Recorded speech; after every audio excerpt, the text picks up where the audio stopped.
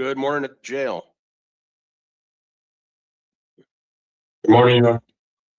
So we got a couple Spanish speakers. This may already be on your radar, but if we could do them first, maybe Esquier Avila and then Giovanna Garcia.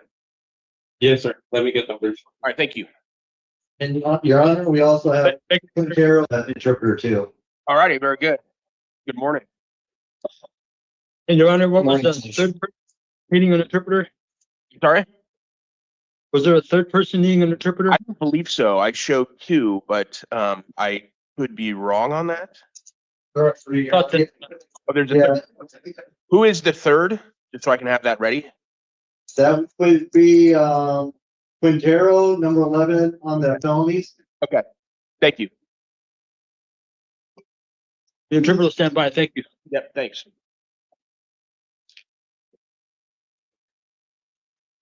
Your Honor, Yes, good morning. I spoke to everyone except Pima, the angel, regarding steps. He was not responsive, and everyone is interested in the program. So Pima, the angel, is the only one I wasn't able to get a verbal confirmation from. Okay, thank you for doing that ahead of time. Thank you.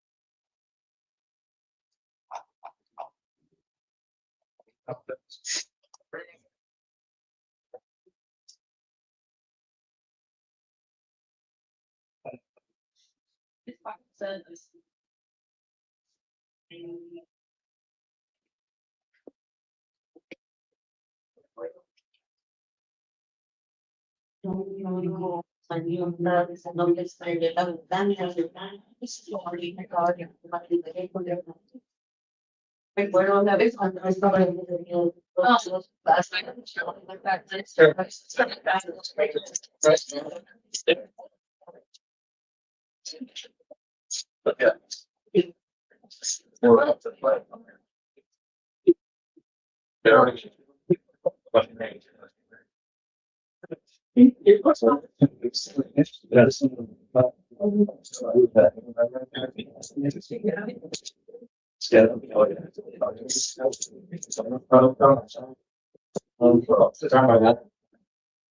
Good morning, sir. Could you please tell me your name? Oscar Escalabela. And do you speak Spanish, sir? Yes. Okay. We do have an interpreter. Mr. Davis is on the line. He's going to help.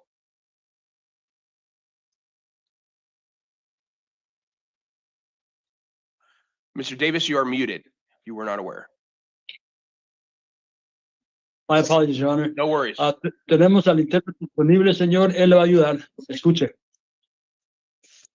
Okay, so good morning, Mr. Esquier Avila. This is your initial appearance. Entonces, buenos días, señor Esquier Ávila. Esta audiencia es su comparecencia inicial. I'm seeing you on a variety of different matters. One is out of Nogales Municipal Court, and a whole bunch of others are out of Tucson City Court. Lo estamos viendo por algunos asuntos variados. Uno es de orden de detención del juzgado municipal de Nogales y algunos más del juzgado municipal de Tucson. All right. And so everything we're going to talk about, you have the right to remain silent about that. Anything you say about these cases could be used against you. Ahora, para todo lo que discutimos esta mañana, tiene usted el derecho de guardar silencio, ya que todo lo que diga podrá y será usado en contra suya. So let's talk about the Nogales matter first. I am going to release you on that matter. Entonces, hablemos primeramente del asunto pendiente en el juzgado municipal de Nogales. Para ese asunto lo voy a permitir salir de la cárcel. However, you cannot have any contact with the alleged victims, and you cannot return to the incident location in that case. Pero en ese caso se le prohíbe tener contacto o comunicación con la víctima a que se alega y de regresar al sitio del incidente. And you must go down to Nogales City Court in order to handle this case. Your next hearing will be on February 5th at 8:30 in the morning. Ahora, usted se ve obligado a ir a Nogales, al corte municipal, para resolver ese asunto que tiene pendiente allá. La próxima audiencia está programada para el 5 de febrero a las 8:30 por la mañana. So that's 2 weeks from today. And if you do not appear for that, sir, a warrant will issue for your arrest. Será en 2 semanas más, señor, y si no se presenta, se ordena su detención de nuevo. All right, and then moving on to the city court matters. I'm seeing you on a variety sorry, go ahead, Mr. Davis, my apologies. Go ahead. No, go ahead, please. All right, so I'm seeing you on a variety of failures to appear on charges involving multiple counts of theft, multiple counts of possession of drug paraphernalia, and multiple counts of trespass, criminal trespass. Ahora, usted tiene una variedad de asuntos pendientes en la Corte Municipal y todos por faltas de comparecencias en acusaciones de robo de tiendas, tenencia de droga narcótica, parafernales de droga narcótica, es decir, y por ingreso ilícito a propiedad ajena. To these city court matters, sir, I'm going to hold you on a $1,500 cash or secured bond. Ahora, por los casos pendientes en la Corte Municipal de Tucson, le voy a poner una fianza, ya sea de dinero efectivo o garantizado por propiedad, por la cantidad de $1,500. And sir, I'm also ordering that you possess or consume no alcoholic beverages, and I'm going to appoint the city public defender to represent you. Y se le prohíbe tener el poder suyo licor embriagante, y también voy a asignar al abogado de oficio del juzgado municipal para que lo represente en esos cargos. I'm also ordering that you not return to the incident locations. Y también se le prohíbe regresar al sitio de los incidentes. And so a couple more things and then we'll be done. First of all, this is also the time set for your arraignment on these matters. Ahora, unos cuantos detalles más. Primeramente, esta audiencia de hoy es su lectura de cargos por estos cargos que tiene pendiente. I'm going to enter pleas of not guilty on your behalf. Puede registrar su declaración de no culpable ante los cargos. And you must come back to court, sir, on these matters, because if you do not do that, not only could a warrant issue for your arrest, Ahora, usted debe regresar los días indicados a los juzgados que se le indican, señor. De no ser así, puede ordenarse su detención de nuevo.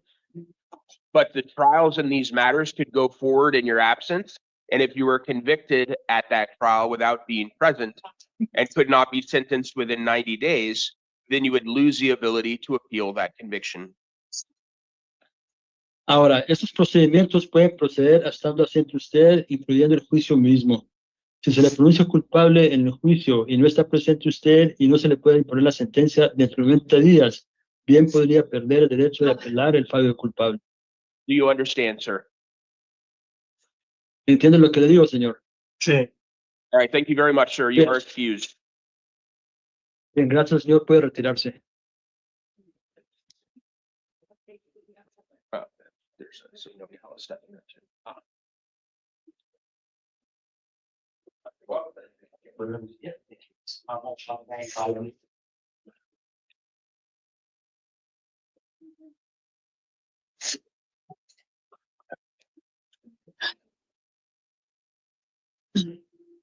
Good morning, ma'am. Good morning, Your Honor. Buenos días, señora. Good morning, Your Honor. Do you need a Spanish interpreter? We have one here. Yeah, If it'd be helpful, it's not a problem, ma'am. We're happy to do it. está bien. All right, so That's fine. okay, could you please tell me your name? Giovanna García. Dígame su nombre, por favor. Y espere a que le interprete yo, señora, por favor. Giovanna García. Okay. Ms. Garcia, this is your initial appearance. Señor García, esta audiencia es su comparecencia inicial. I'm seeing you on a couple different matters. First, Estoy viendo por algunos casos distintos. El primero, all of which are alleged to have happened yesterday, and all of which allege that you committed an act of domestic violence. y los incidentes dicen que tomaron lugar el día de ayer y tienen que ver con la comisión de violencia doméstica. There is one felony count that alleges that you committed aggravated domestic violence and two misdemeanor accounts that allege that you committed criminal damage and disorderly conduct as acts of domestic violence. Una de acusaciones es delito grave por violencia doméstica con agravantes y dos delitos menores de daños penales y de alteración del orden público. On all of these matters, you have the right to remain silent. Anything you say about this case could be used against you. Ahora, para todos los casos pendientes, tiene usted derecho a guardar silencio. Cualquier cosa que diga podrá y será usada en contra suya. And you have the right to be represented by an attorney. I am appointing the Pima County Public Defender to represent you. También tiene derecho a ser representado por algún abogado. Voy a asignar al abogado de oficio del condado Pima, el defensor público, para que lo defienda. And that is on the felony matter. Eso es por el caso de asuntos mayores. Ms. Simonette Keller is going to help you out this morning. La señorita abogada defensora está a su lado, la señorita Simonette Keller, para darle respuestas a las preguntas. In order to prepare for this hearing, I reviewed the interim complaint, the information from pretrial services, and the state's recommendation. Ahora, para preparar la audiencia de hoy, ya leí el informe y los datos que me proporcionaron por la querella inicial, los servicios previos al juicio y la querella misma, la acusación. I did also review a Form 4C questionnaire and the responses that were included in that. También hay un formulario particular denominado con las siglas 4C y la información que se contiene dentro de ese mismo. The state is recommending a $15,000 bond plus release to pretrial if that bond is posted. El fiscal recomienda fianza de $15,000 y la supervisión por la Agencia de Servicios Previos al Juicio si logra depositar la fianza para salir. Mr. Poston, anything further on that? Your Honor, I am looking Hang at my hang on. email ball. Second. Le pregunta el abogado de la fiscalía, señor Poston, si tiene comentarios adicionales y él va a proceder. Escuche. Go ahead, Mr. Poston. Thank you, Your Honor. Judge, that recommendation was made without the presence of the Form 4C. Can you tell me what the results of the Form 4C are? I did not receive a copy. Lo que responde el señor Poston es que la recomendación se hizo sin tener la información que se contiene en el formulario 4C, desconoce el contenido y le pregunta al juez que si qué es lo que dice ese formulario. Yes. So for the tier 1 questions, there is 1 yes answer and 5 no's and 1 decline.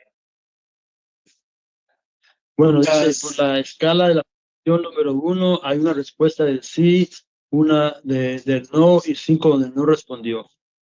And then for tier 2, there are 7 yes answers and 5 no answers. Y para la escala número 2, hay 7 respuestas positivas del sí y 5 donde no respondió. So that indicates a elevated risk based on the validated questionnaire. Entonces, eso indica un riesgo agudo basado en las respuestas al cuestionario. Does that change the state's position? No, Your Honor, it actually bolsters our position. Okay. Thank you. Dice que eso no cambia nuestra opinión, dice el señor Poston, sino que la apoya. All right. And Ms. Simonette Keller. Ahora la abogada defensora. May we have just one moment, Your Honor, Sure. please? Pide un momento para consultar más datos. Vamos a esperar.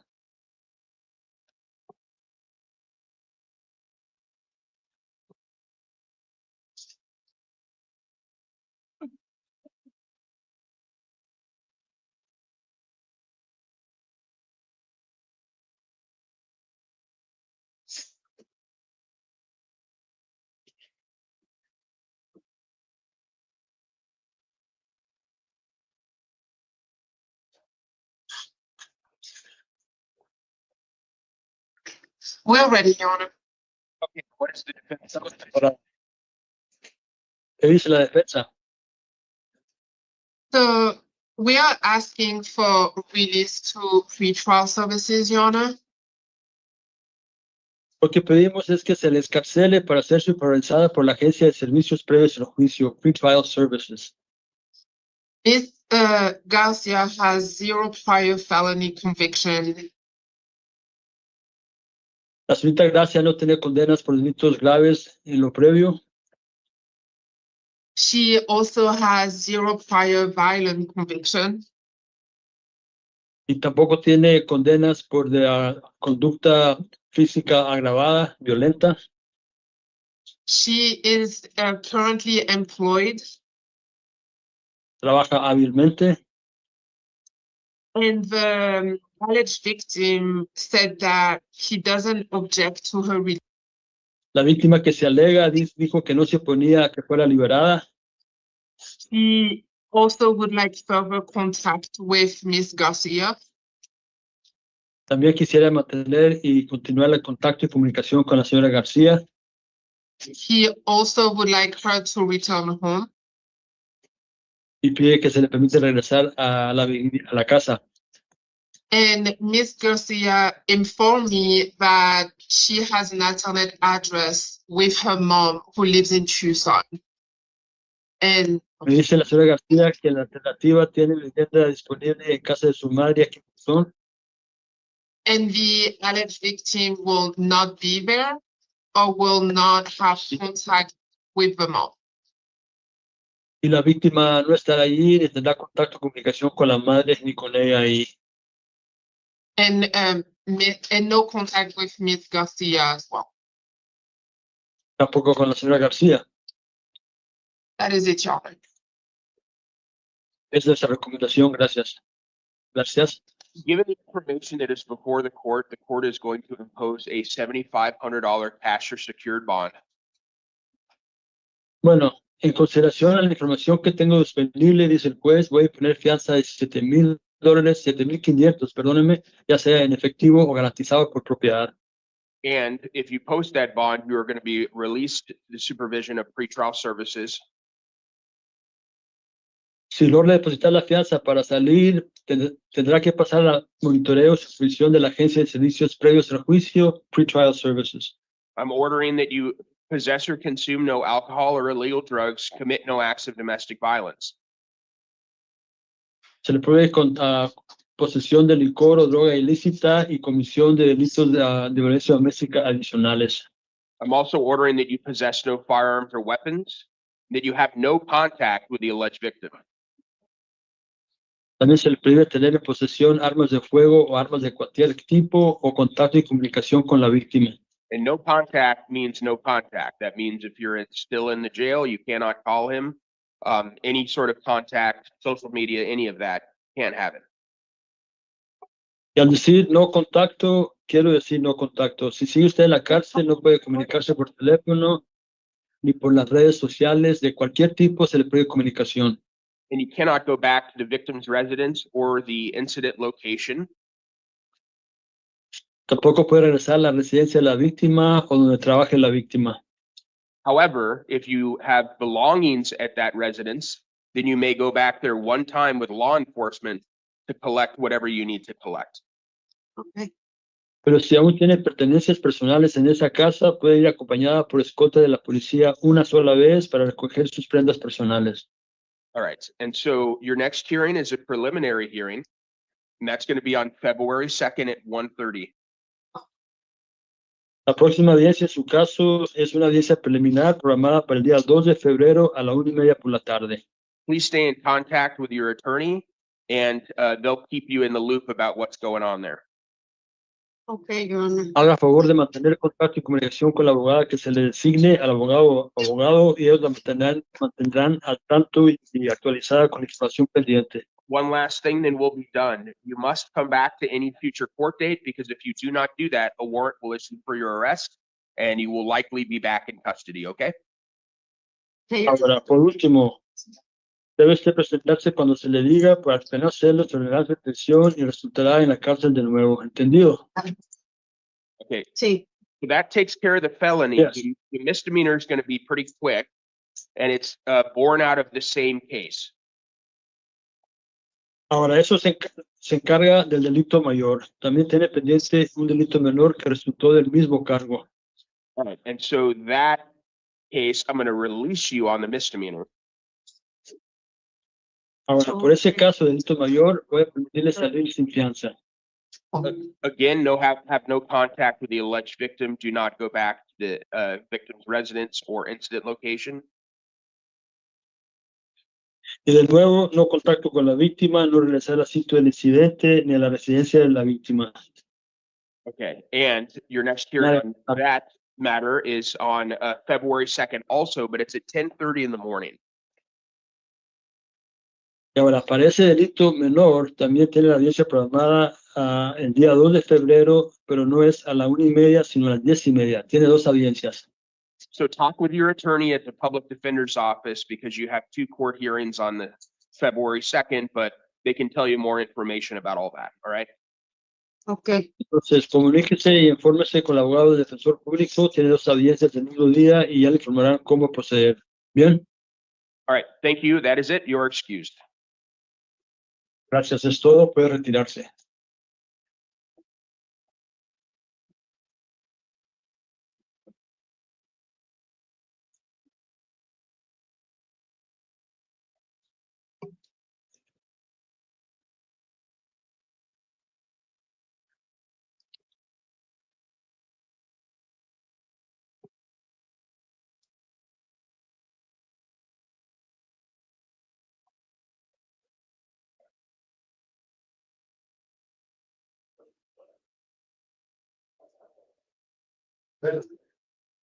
Allá.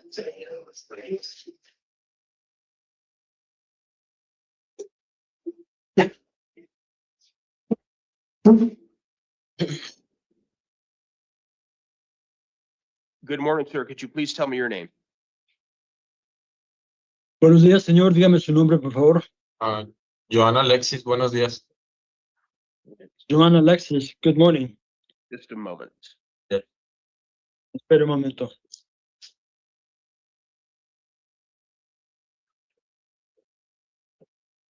I think he gave his two first names, Your Honor, not his surname. Right, 21. Okay, and so, thank you, Mr. Davis.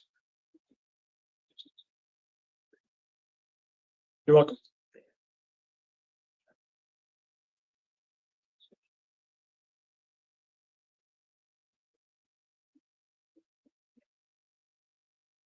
Okay, sir, could you please tell me your true legal name, first, middle, last name, your surname as well? Ahora, señor, voy a pedir que me diga su nombre verdadero y legal. Nombre de pila, los que sean, y los apellidos que sean. Su nombre correcto y legal. Joan Alexis Quintero Treviño. Thank you. Joan Alexis Quintero Treviño. Sí. Okay, sir, this is your initial Yes. appearance. You have been arrested on one charge. It is alleging unlawful use of a means of transportation. Bueno, señor, está usted acusado en la comparecencia inicial por acusaciones de uso ilícito de automóvil ajeno. And you have the right to remain silent. Anything you say about this case could be used against you. Tiene usted derecho a guardar silencio. Cualquier cosa que diga usted de este asunto puede utilizarse en contra suya. You have the right to be represented by an attorney. I'm appointing the Pima County Public Defender to represent you. Tiene usted derecho a representación legal. Voy a asignar al abogado de oficio del condado Pima para que se encargue de su defensa. In order to prepare for this hearing, I reviewed the information in the interim complaints and the state's recommendation, which is $5,000 plus to release to free trial if that bond is posted.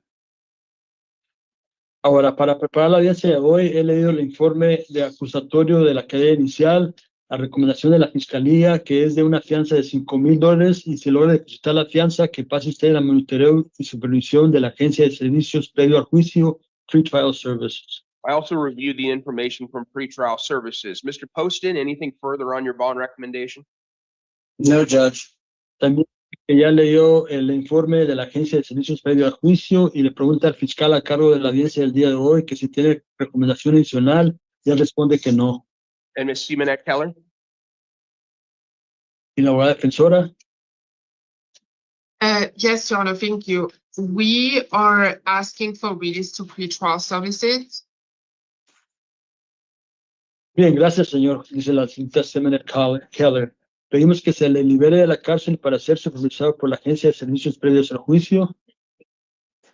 Mr. Quintero is only 19 years old. El señor Quintero solo tiene 19 años de edad. He has no priors noted by pretrial services. No tiene ninguna indicación de condenas previas según la información de la Agencia de Servicios previos al juicio. No prior failure to appear. Tampoco tiene falta de comparecencia en su historia personal. He is also a full-time student who will need to go back to school. Es estudiante de tiempo completo que tiene que regresar a sus estudios. He has also informed me that he has an address in Phoenix, so in Arizona. He could go to. También me informa que su residencia está ubicada en Phoenix, Arizona, a donde podría regresar si se le libera. In one moment, Your Honor, Mr. Quintero would like to tell me something. Entonces, señor juez, si el señor Quintero quiere comentarme algo, a ella díselo. A ella díselo.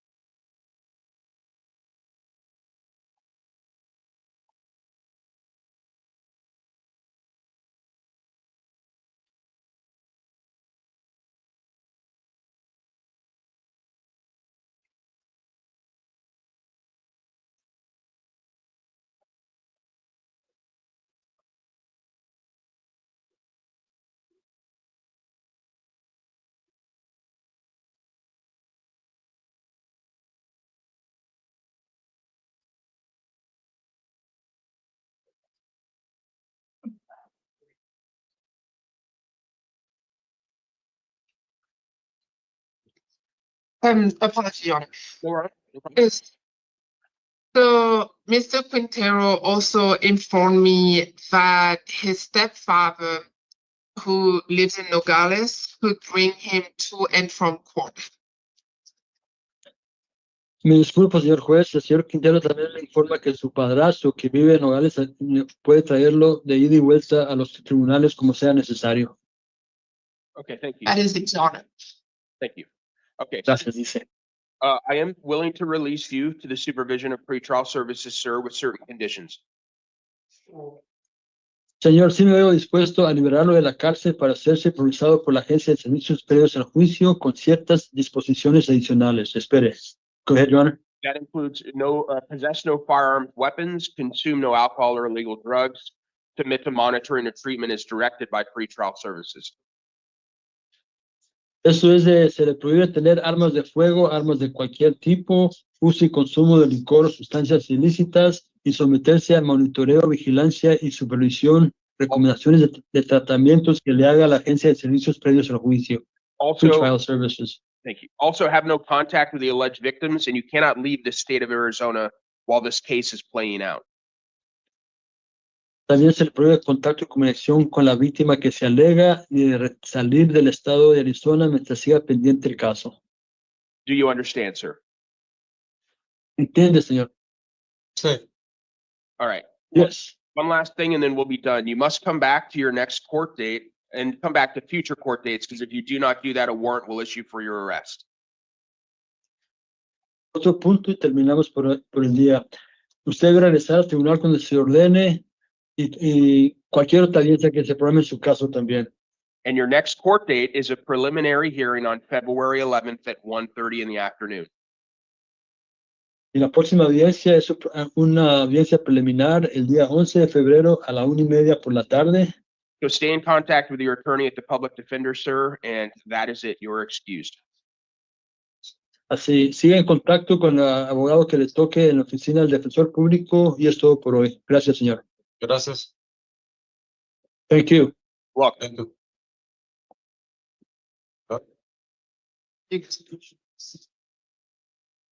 and thank you, Mr. Davis. I believe that's it. Appreciate your patience.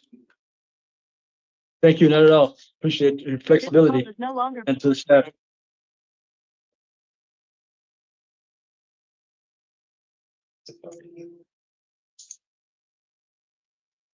One misdemeanor that I have house and that we have him. He's also a misdemeanor. Oh, be recorded. So let's just start with the misdemeanor. Okay, thank you. Just give me a second. I don't get somebody else. Oh, for real? Yeah, it's just real. Okay. Why don't you just get me? I'm already right here, man. I'm gonna Let's just say they I'm go. gonna release me anyway, so I'm trying to get out of the way. I'm not.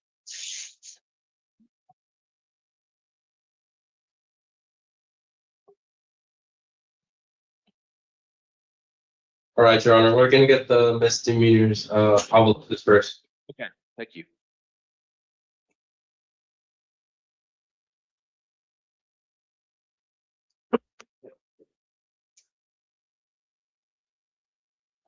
Your Honor, can I be excused quickly to go talk to two other person? Yeah, no problem. I It's think we're really gonna have a bunch of misdemeanors now, so take your time. Awesome, thank you, Your Honor.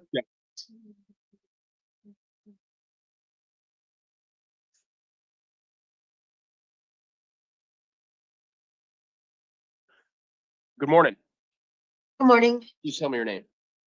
Pretty Avalos. All right, Ms. Avalos, this is your initial appearance, ma'am. I'm seeing you on a couple charges that both allege that you possess drug paraphernalia. One is that from an older case that you failed to appear on, and one appears to be from a newer case. You have the right to remain silent as it relates to all these matters. And so, ma'am, if I release you on your promise to appear, are you willing to come back to court and follow a couple conditions I give you? Yes, sir. All right, so I am going to release you on your promise to appear under the condition that you possess or consume no alcohol or illegal drugs, and that you come back Yes. to your next court date, which is going to be on February 23rd at 9:30 in the morning. That's going to be in front of Judge Maldonado. And Okay. so you're going to get paperwork that says this. So please come back to court at that time, because if you do not do that, then a warrant will issue for your arrest, ma'am. You could get back into custody over that. One other thing Yes, sir. is that this is the time set for your arraignment. So I'm going to enter pleas and not guilty on your behalf on both of these charges. And one important thing to know is that not only could you get a warrant for your arrest if you don't come back to court, but these cases could go to trial in your absence. And if you were convicted without being there, then you could lose the ability to appeal that conviction if you were not sentenced within 90 days. Okay, you understand, ma'am? Sir, yes, sir. All right. You are excused. Have a good day. You should be out of the jail probably a couple hours or so. Thank you. You got it. There you go.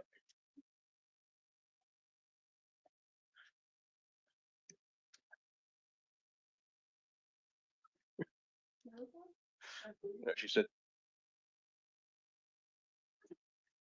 Like my military? Mm. What I do? Morning, sir.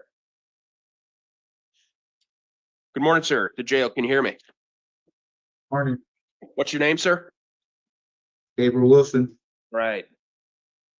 So, Mr. Wilson, sir, this is your initial appearance.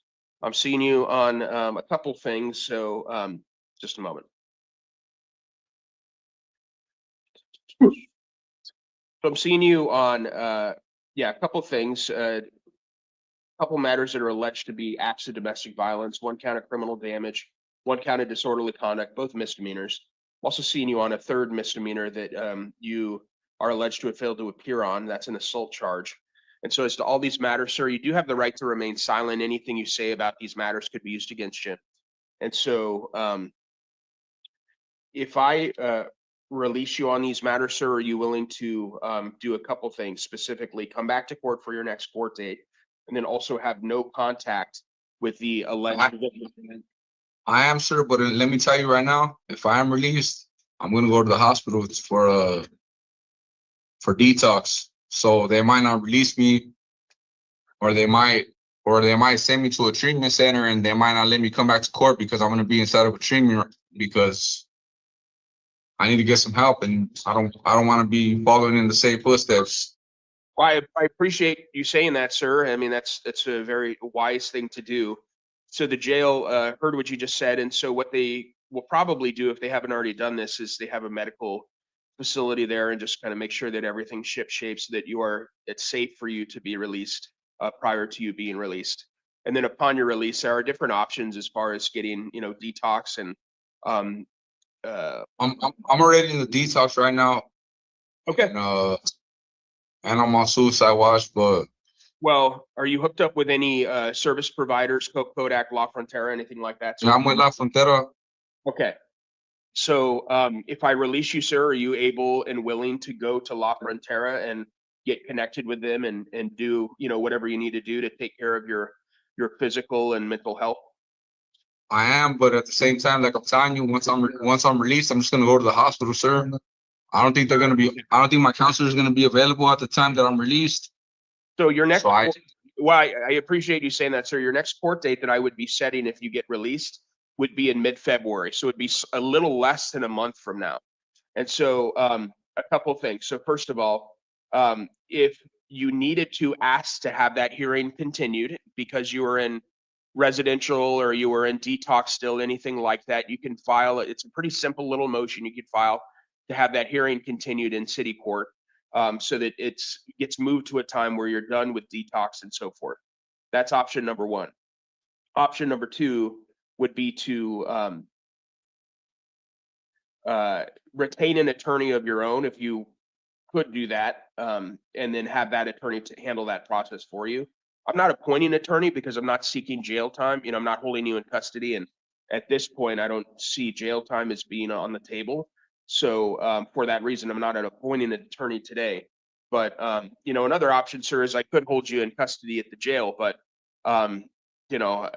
if that's something that you're asking me to do, then, I can, given your stated concerns, I would do that if you asked me to do that. But, it sounds like you're hooked up with a provider out in the community. So as long as you get re-engaged with them as soon as possible, then, I think it would be appropriate for you to be released. But tell me what you want, sir. Yeah, I guess it'd be better for me to go into treatment instead of sitting here at the jail. Yeah, that's probably true. So in any event, I am going to release you, sir, on your promise to appear. And then, one of the conditions that I'm going to include on here, sir, is that you continue engaging in services with La Frontera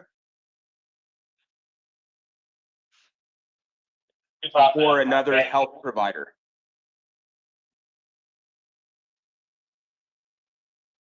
All right. And your next court date, you're going to get paperwork that says all this, but your next court date is going to be on February 17th, 9:30 in the morning. And so, a couple things, you either need to come back to that court date or get, permission to have it moved out or for you to not be present for it. So there's a fairly straightforward process to do that. But for now, that next court date is on the 17th.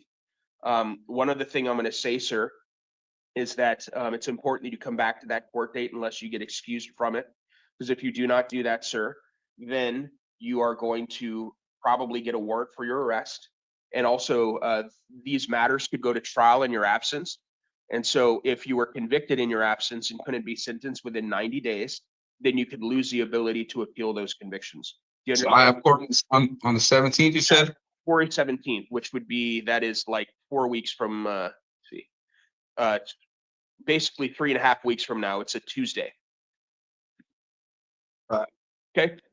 Good luck to you, sir. Please get over to La Frontera once you get out, and they'll be able to help, no doubt. All right. Have a good day, sir.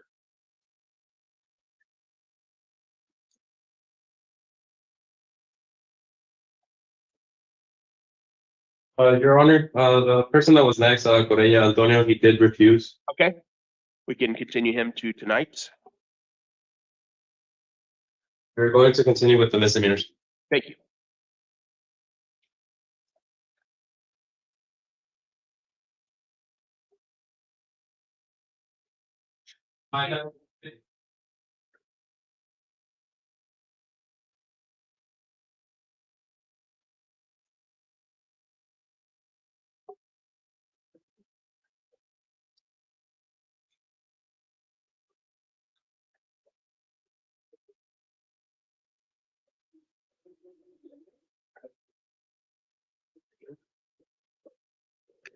Your Honor.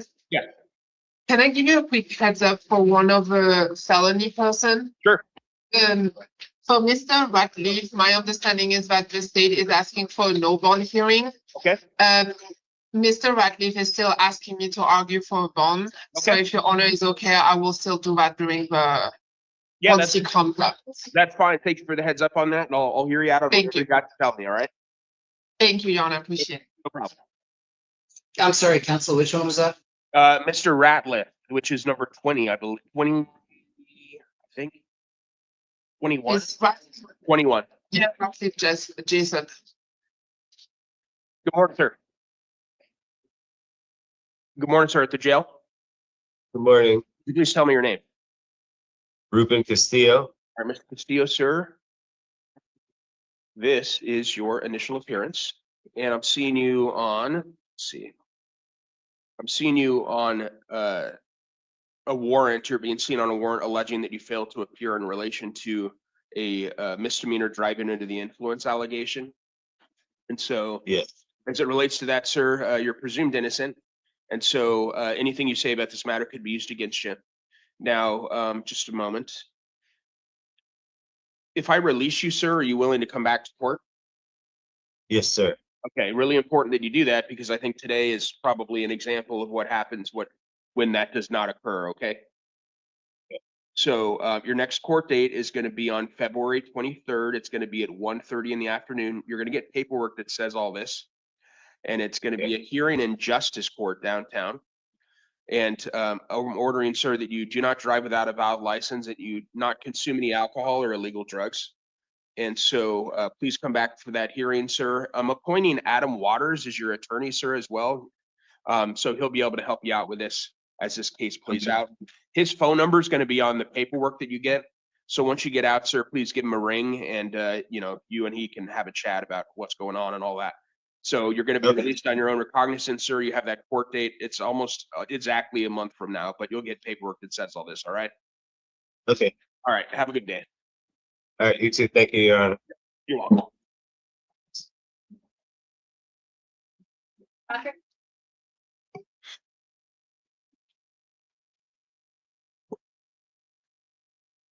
Good morning, sir. Morning, Your Honor. Please tell me your name. I'm Patrick Allen Cookstuff. All right. Moments.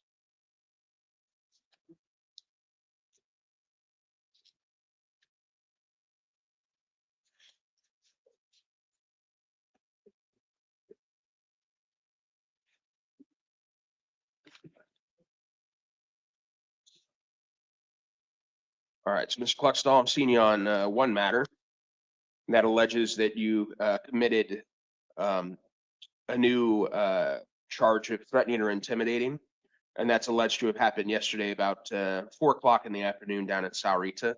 So you, sir, are presumed innocent of that charge, and so and you have the right to remain silent about it as well. So anything you say about it could be used against you.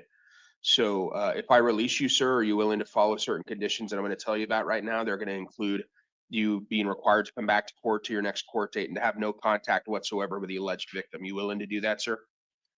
Sure, Your Honor. All right.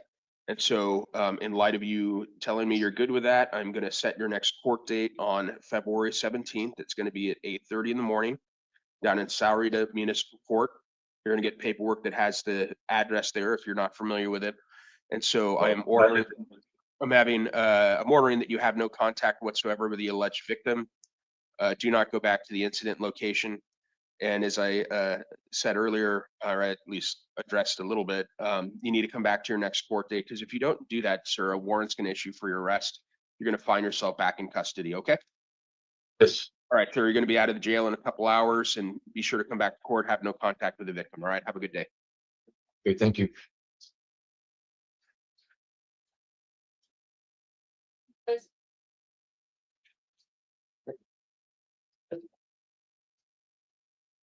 Good morning. Morning. Please tell me your name, sir. My name is Hector Abel Perez. All right.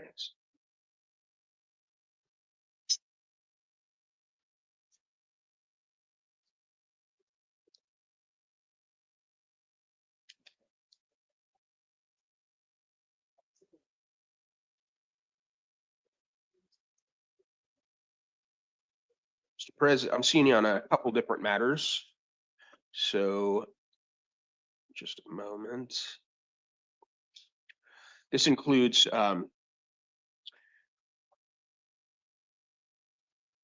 charges out of Tucson City Court and then also Pima County Justice Court.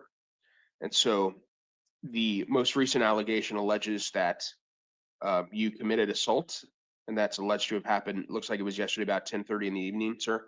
You do have the right to remain silent as it relates to that. It's also alleged to be an act of domestic violence.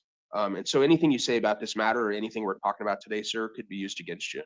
So the court has reviewed a Form 4C risk assessment that was provided and has considered the information that's included in that. And so just a second.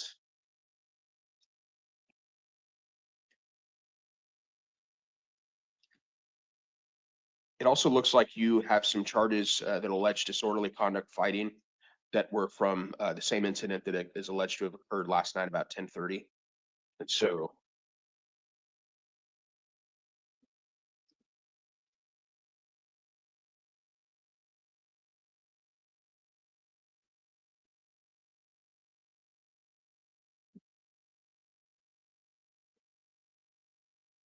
as it relates to the Justice Court matter, it looks like it was a sheriff's department incident allegation, I should say. So as to that matter, sir, I am going to hold you on a $1,000 cash secured bond.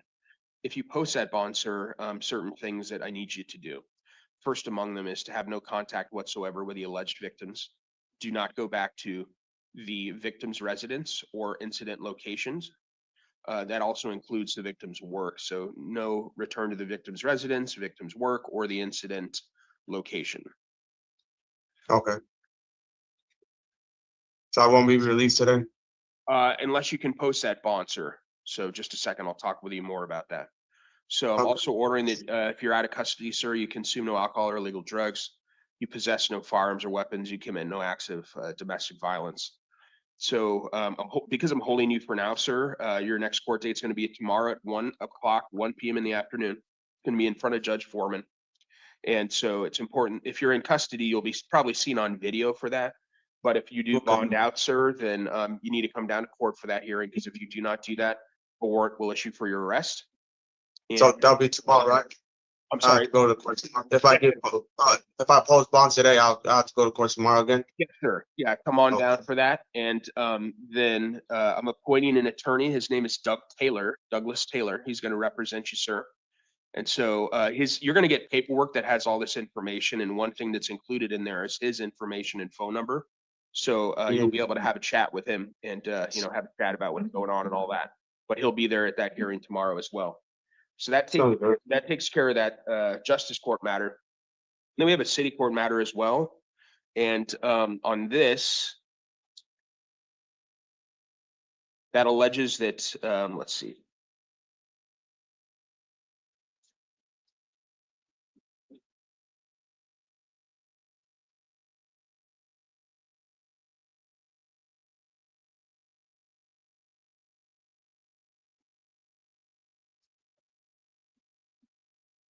It alleges that I believe you failed to appear in relation to a driving under the influence allegation. That with an incident date, yeah, like you failed to come to a court date in relation to that. I thought it was on the 3rd, on Well, February 3rd.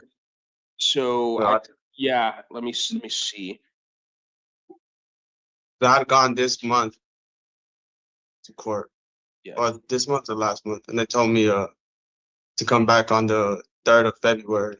Okay, just a second.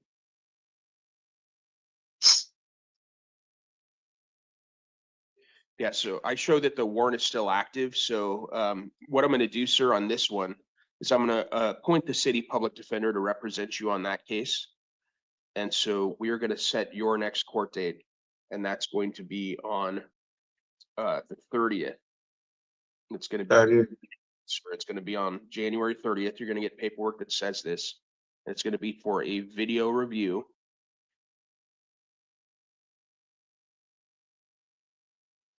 And so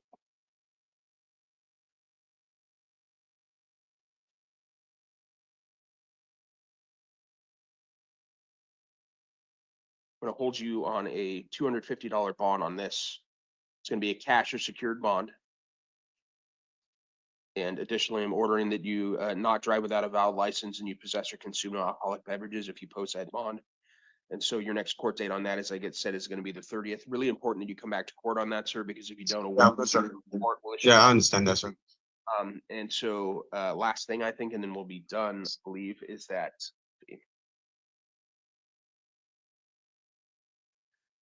this is also the time set for your arraignment, sir. And so I'm going to enter pleas of not guilty on your behalf as it relates to this matter. And another important thing beyond getting a warrant, if you don't come back to court, is that it's possible that this case could go to trial in your absence if you didn't show up to a future court date. And so Yeah. means is that if you were convicted without being there at that court date, then it's possible that you could lose the ability to appeal that conviction if you could not be sentenced within 90 days. Okay. Sounds good. All right. Have a good day, sir. You're excused. Thank you.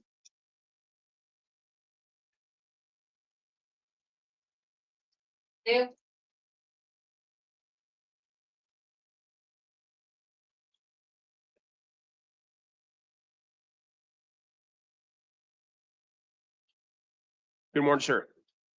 Morning, Just tell me your name. Salvador Tadeo.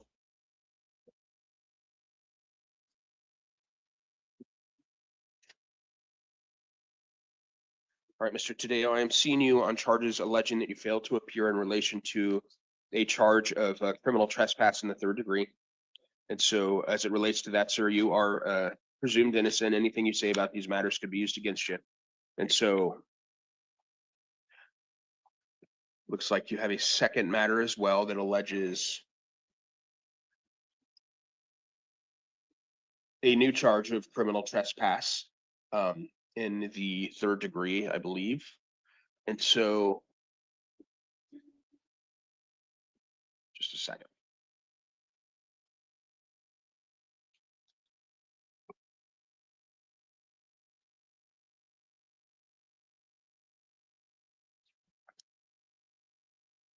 Sir, if I release you on these matters, will you come back to court? They said, well, Because, I mean, I think you're seeing this morning what happens when you don't do that. It's just really important to do that. I don't want to hold you at the jail, but we got to make sure that you show up for these things. So in any event, I am going to release you, sir. Your next court date is going to be on February 2nd at 8:30 in the morning. And February 2nd. yeah, 8:30 in the morning. It's going to be in justice court. And you're going to get paperwork that says all this. And so I'm ordering that you not consume any alcohol or illegal drugs. You possess no firearms or weapons while this is going on. And so that takes care of one of them. Just a second. Then as to the other matter that alleges that you committed criminal possession of drug paraphernalia as well, that's alleged to have happened sometime this year, I believe within the last 24 hours. So in any event, sir, I'm going to release you on that as well. Your court date on that one is also going to be 8:30 in the morning on February 2nd. So you're going to get paperwork on this as well. So please be sure to come back to court, sir, because I think you know what happens if that doesn't happen. All right. You're going to be out of the jail in a couple hours. So be sure to come back, sir. All right. Thank you. Good day.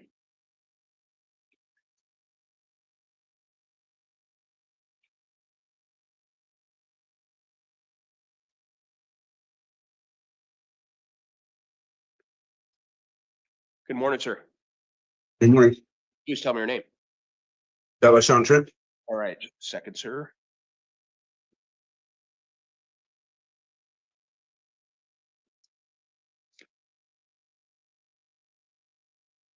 So I'm seeing you on, it looks like I'm seeing you on 5 different matters, sir, 4 of which are out of Pima County Justice Court. And then the 5th is out of Marana Municipal Court and largely involve a variety of failures to appear on different criminal offenses. So let's start with the Marana case that alleges that you committed driving on a suspended license. This appears to be a new charge that happened this morning. Let's see. Actually, it looks like it may have happened on January 8th, so about 2 weeks ago. In any event, sir, as it relates to the Oro Valley matter, I'm going to release you on that. Your next court date is going to be on February 18th, 10 o'clock in the morning. Or, I'm sorry, the Marana City Court matter, not Oro Valley, Marana City Court. So you need to come back to that hearing, sir, because if you do not do that, a warrant will issue for your arrest. I'm gonna order that you not drive without a valid license. And so please come back to that court date on the 18th of February, 10 o'clock in the morning, because you'll get a warrant if you don't.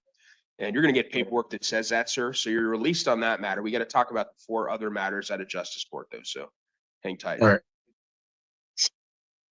So on the justice court matters, I'm gonna hold you on a bond on that matter, and let me tell you what it's gonna be. I'm gonna hold you on a $750 cash secured bond on those. And that's for, What's that? and that's for what, sir? So there's 4 failures to appear. I'll tell you about them one at a time because I can only see the charges one at a time. But the first one is alleges driving on a suspended license. Just a second.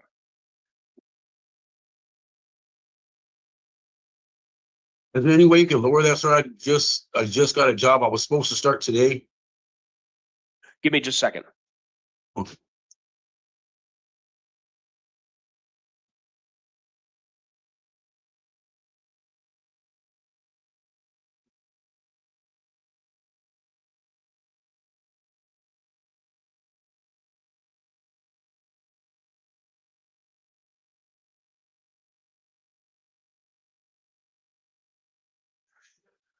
All right, so sir, I am going to impose that $750 cash secured bond. You know, it is possible that you could post potentially just 10% of that and get out, but I am imposing that bond given the variety. How many times? Well, you got a lot. No, it's just going to be one bond across all cases. So I'm not going to keep hitting you with one after the other after the other. So it's going to be one $750 bond that's going to be in place for all of these justice court matters. And so on that, I'm going to appoint an attorney to represent you. His name is Doug Taylor. And his information is going to be on the paperwork that you get. So along with his phone number. So that'll hopefully be helpful. Your next court date on that is going to be tomorrow, actually. It's going to be tomorrow at 1 o'clock in the afternoon. And the hearing is going to be in Justice Court downtown. So if you post that bond, sir, you need to come back to court for that hearing. And so just a second.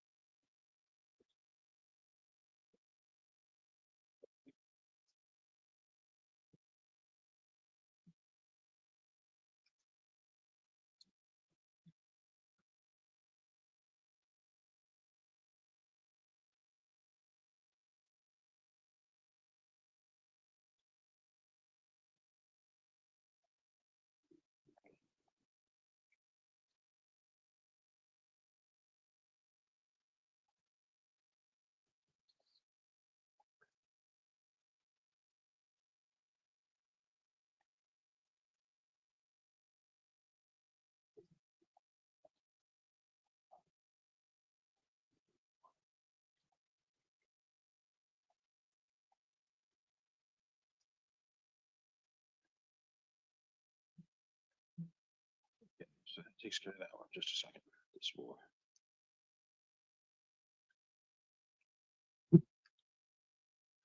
Okay.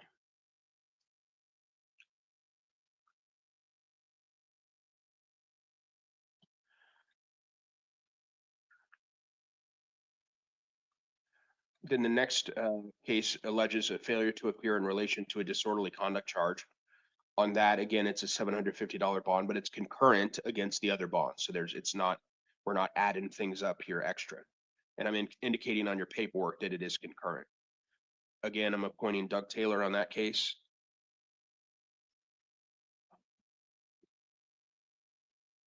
You know, there's nothing you can do to lower that a little bit so I can get out of here so I can get to work. No, sir, unfortunately. Sorry. All right.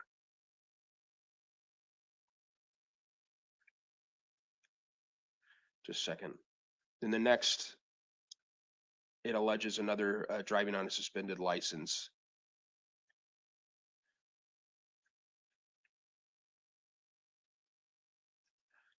And then the final one is a criminal trespass. So you have the same court date on all these.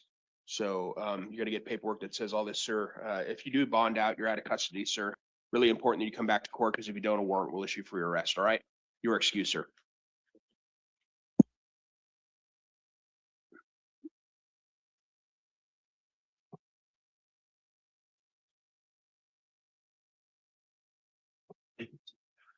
Morning, Your Honor. Morning, sir. Could you please tell me your name? Yeah, Keith Michael Benrick. All right, thank you very much. I believe we might have a victim on the line as well for this, and assuming that is the case, I will get with the input they would like to provide. So, Mr. Vinrick, sir, this is your initial appearance. You are being seen on 2 new charges that allege that you committed disorderly conduct and then criminal damage, both of which are alleged to be acts of domestic violence. You're presumed innocent of these charges, sir, and you do have the right to remain silent. Anything you say about them could be used against you. These incidents are alleged to have happened yesterday. And so is the victim on the line? Yes. Okay. And ma'am, could you please state your name and let me know what you'd like me to know on as it relates to whether or not Mr. Vinrick ought to stay in custody or not, and any other concerns you have about that specific issue, ma'am? Still Alford. Okay, go for it. And my only concern is we need to be moved out of the home by tomorrow. I can't move out of my home with him there. It's constant fighting, constant agitation, constant harassment. So I can't have him coming back to the home. So, and I'm sorry, ma'am, could you tell me your name again? Still Alford. So you're not Courtney McKenzie? No, that's my middle name. I'm sorry. It's still Brittany McKenzie, Alford. Got it. Okay. And so basically what I'm hearing is that he's not welcome to return home as far as him being released, but just not returning to your residence. What's your position on that, ma'am? If he can promise he's not going to come there, then yes, I have nothing further. Okay. Thank you very much. Thanks for being on the line, ma'am. I appreciate that. And so let me turn to you, Mr. Vinrick. So Keep her on the line too, because so we can coordinate this. But I do have stuff of my own to move out too. It is our last day. We can talk about We that. make some time, Just hang on, just bump the brakes a little bit. I'll tell you about that. Okay. There's a process. And so, all right. So if I release you from custody, sir, are you willing to follow certain specific conditions? There's a way that we can have you get belongings out of there with a police escort, and I'm willing to allow that to occur. Okay. Absolutely. Are you able to stay away from that residence other than to go back one time with a police escort and get your belongings? Yeah. Oh, sure. Absolutely. I mean, but let's, Jill, don't forget, I do have some work to finish on the drywall there for them too, for the new buyers. Well, then that's right. I mean, if that's the incident location or where the victim lives, then that ain't happening. Well, she does not live there. She does not live there. I live there right now. She moved out already, so she's just back to get her things. Okay, just a moment. She does not live there. Give me a second. Your Honor. Yes. That's not accurate. That's not accurate. Okay, so You live at Phil's on that street. So here's the deal. We're not going to like order off the menu as it relates to some of these conditions, sir. You have 2 options. You either follow the conditions that I'm telling you need to follow, or I set a bond and you sit at the jail. So are you willing to follow the conditions, sir? Yes, I'll follow the conditions. Yes, okay. Thank you, yes, sir. All right. So here's what you're going to be Your ordering. Honor. Yes, ma'am. I'm sorry. I just have to put this out. I also have items that have been stolen from me. I need those returned to me, to my home. I'm not gonna. I don't have any control over that right now. So so I'm not dealing with that. What I'm addressing this morning is whether or not he stays in custody or he's allowed to be released, and under what condition. So I don't have any control over that right now, ma'am. But I can understand your concern there, but it's not before me today. So in any event, the court is going to order that, sir, you may not have any contact with the alleged victims. You may not return to the victim's residence, the incident location, or place of work. However, you may return one time with a police escort to pick up belongings. Okay. And so additionally, I'm ordering that you possess no firearms or weapons. You consume no alcohol or illegal drugs. You commit no acts of domestic violence. Your next court date, sir, is going to be a arraignment in Pima County Justice Court, and it's going to be on February 2nd at 10:30 in the morning. All right, so you need to come back to court for that. You're gonna have information about where that courthouse is if you're not aware, and about, you know, all the good stuff about, you know, when you need to be there, all that good stuff. So please come back to court, and there's a process for getting a police escort to get your belongings, sir. So please make sure that you do that with law enforcement, because to do otherwise would be violating my order today, and you could find yourself back in custody. All right, you understand? I do understand that, sir, and I'll do that. I've done that before with my belongings, so I'll do it again. Yes, sir. Okay. We'll call the police to do. All right, Okay. thank you, sir. I appreciate that. Have a good day. You are excused. Okay, thank you. Okay.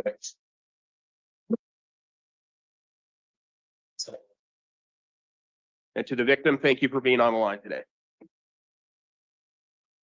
Thank you. Good morning, sir. Morning. Could you please tell me your name? Aiden Alvarez. All right.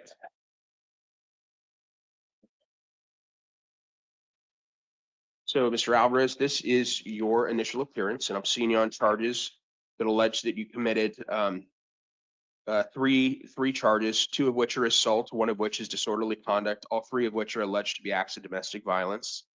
And just a second.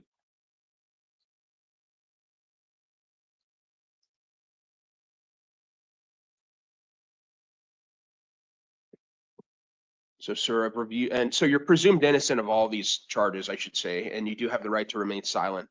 So I've reviewed the information supplied by pretrial services, and that includes attempts to have, for pretrial to have contact with the alleged victims. And they were unsuccessful in getting their position on whether or not contact would be okay with them. So because of that, I'm in order for today's sake, sir, that you have no contact with the alleged victims. And so just a second. And specifically, who am I talking about? I'm talking about Rita Alvarez, Destiny Lopez, and Miguel Jimenez. So I'm writing that in here.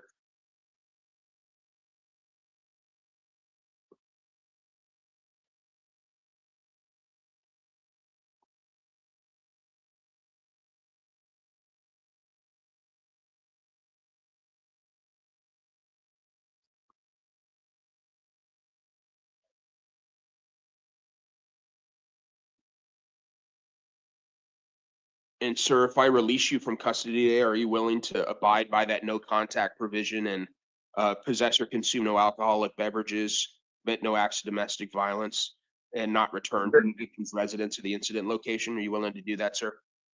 Sir. All right. In light of that, sir, I am going to release you. I don't know if you have belongings in the victim's residence or the incident location. Do you? My truck, my clothes, my everything. Yeah, no, that's fine. That's fairly common.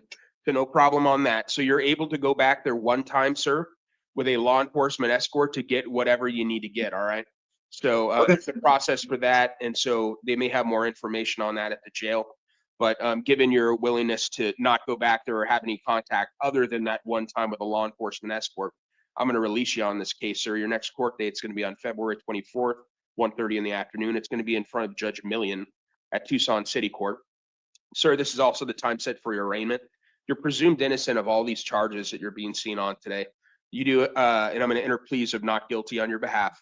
So it's important that you come back to court, because if you don't do that, a warrant could issue for your arrest. And also, the trials could go forward in your absence. If you were convicted without being there at the trial, sir, then you could lose the ability to appeal that conviction if you were not sentenced within 90 days. Do you understand, sir? Yes, sir. I'll be there. All right, very good. You're going to get paperwork that says all this, and you'll be out in a little bit here. All right. Good afternoon. Yeah. Oh.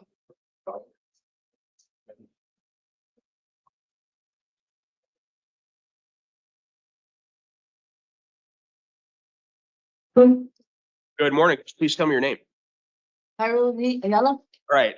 Good morning. And I think we may have a victim on this matter as well. Actually, I'm sorry. That's the next matter. My apologies. So just a moment, and let me get this queued up here.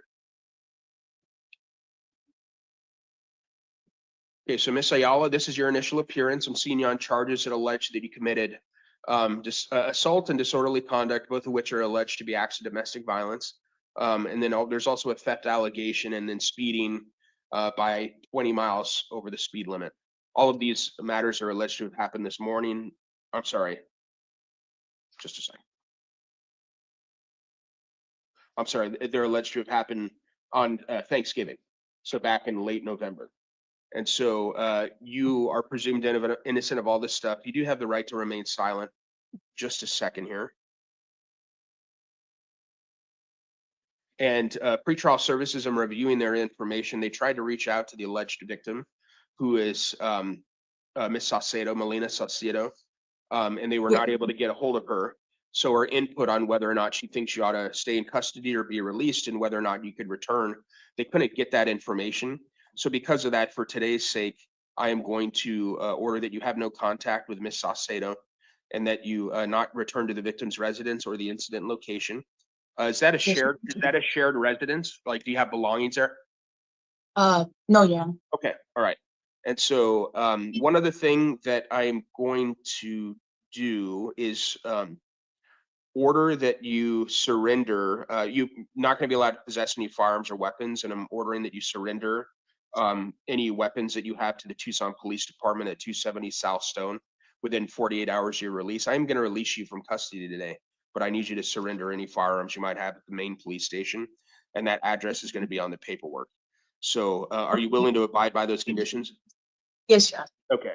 One other thing is you can't possess or consume any alcoholic beverages or illegal drugs and commit no acts of domestic violence. And so your next court date, you're going to be out of custody. Your next court date is going to be on February 24th, 1:30 in the afternoon. It's going to be in front of Judge Millian at Tucson City Court. So you're going to get paperwork that has all this info. Please be sure to come back to court, because if you don't do that, then a warrant will issue for your arrest. This is also the time set for your arraignment. I'm going to enter pleas of not guilty on your behalf. You're presumed innocent of all these charges. And so if you fail to appear at the next hearing, not only could you get a warrant for your arrest, but it's possible that the trial in this matter could go forward without you being there. And if you were convicted without being there and couldn't be sentenced within 90 days, and you could lose the ability to appeal that conviction. Do you understand? Yes, sir. All right. Thank you very much. You are excused. You should be out in a couple hours. Thank you. Welcome.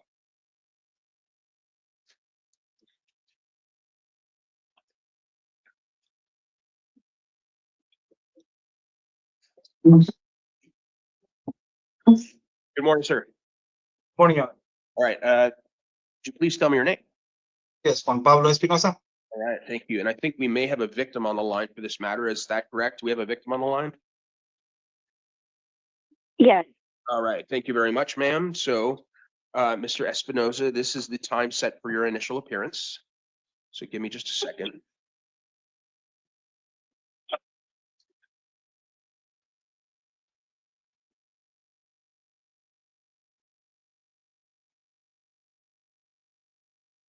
So I'm seeing you on charges that allege that you failed to appear in relation to a theft allegation at a Pima County Justice Court. And then you picked up new charges that allege disorderly conduct, 2 counts of disorderly conduct, one of which, I'm sorry, let me back up. 5 counts of disorderly conduct that are alleged to be an act of domestic violence, 3 counts of disorderly conduct that are alleged to not be acts of domestic violence, and then another count of criminal damage alleged to be an act of domestic violence. As to all this stuff, sir, you're presumed innocent. And so you have the right to remain silent. Anything you say about these matters could be used against you. And so, ma'am, on the line, the victim, if you could please let me know your name and what you would like the court to know as far as whether or not Mr. Espinoza ought to remain in custody. Yes, my name is Cristina Espinosa. And the alleged victims you have, I believe, are 3 children. Yes. Yes. And sorry, go ahead. No, you're fine. I just wanted to say that you're correct. Okay. I don't know. I want him to be released, but I do want him to not bother us until he can seek some help for his alcohol, drug stuff, and to stop with the fighting, the harassment, the drama, and to return my vehicle, please. I need it for work and for the kids' school. Okay. So he took the vehicle also the night before. Okay. Thank you for that. And thank you for that information. So given that information, Mr. Espinoza, I am inclined to release you under some pretty strict conditions. I'm going to tell you about them, then I'm going to ask you if you're willing to abide by them. And then that's going to determine whether or not you actually get out today without you posting a bond. So, sir, if I release you, you're going to be ordered to have no contact of any kind with the alleged victims. That includes Miss Christina Espinoza and also the minor children, and also Miss Espinoza, or I believe it's Miss Espinoza's mother, Evangelina Jimenez. And so are you willing to abide by that, sir? Yes. All right. Your Honor, yes. And then let me tell you about some other things. So that means that you cannot go back to the victim's residence. You cannot go. However, you may return one time with law enforcement if you have personal belongings that you need to get. That would also provide an opportunity for the truck or the car to be returned. So is that something, do you have belongings at that residence, sir? Well, I mean, not at her sister's house, and I'm not sure what residence she's talking about because the house that is mine is under my name solely, and the vehicle that she's talking about is mine under my name solely. Okay. So it was just the vehicle she was borrowing, so I don't understand. Okay.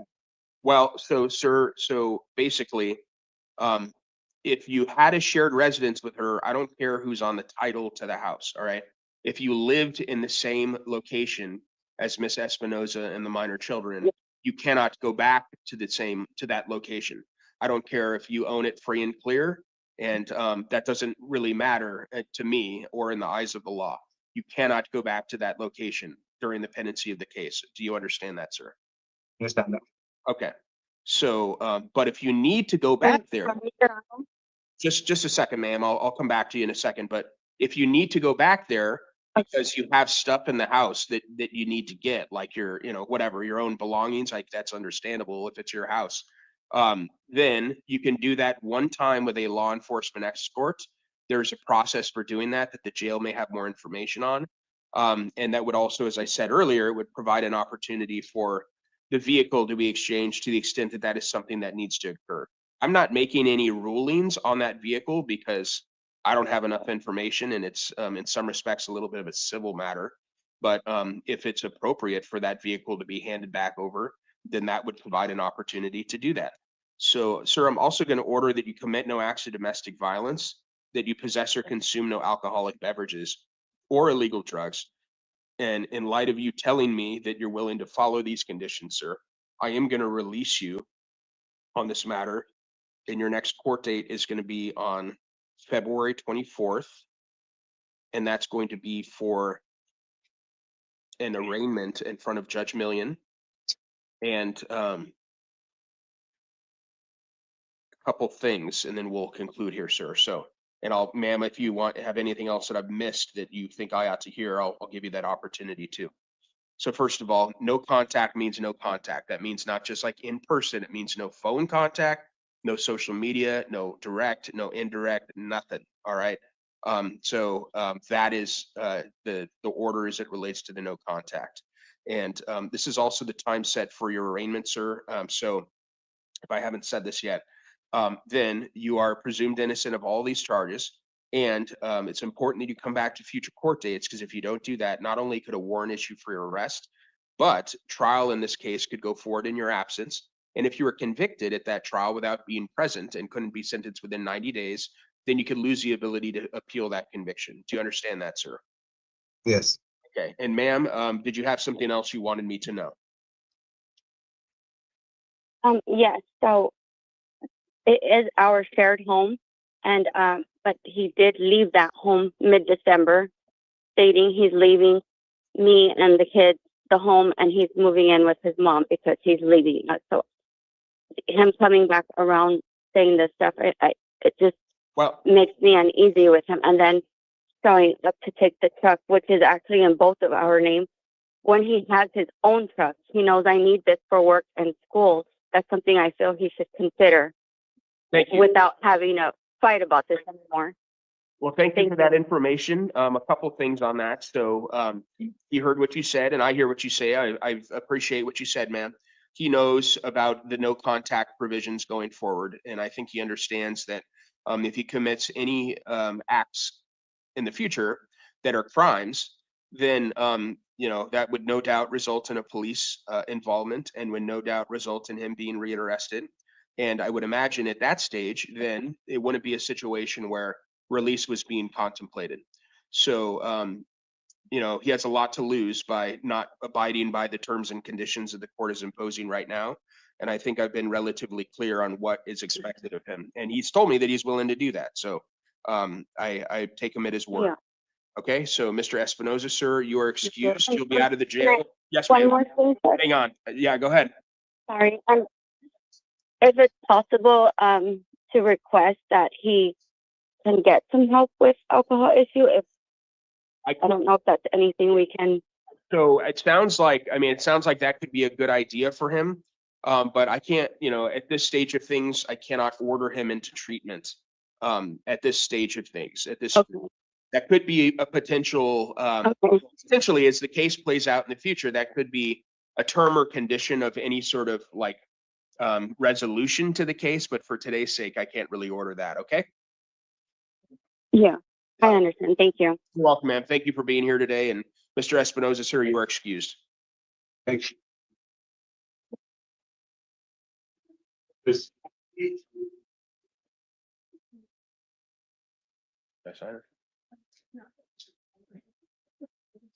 Good morning, sir. Good morning. Please tell me your name. Miguel Ortiz. Right, just a second.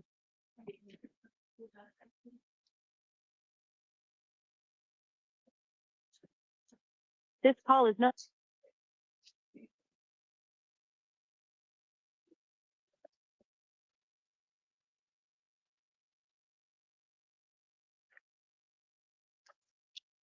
All right, Mr. Ortiz, sir, this is your initial appearance. I'm seeing you on charges that allege that you committed some new acts of disorderly conduct that are alleged to have happened this morning about 1:15 in the morning.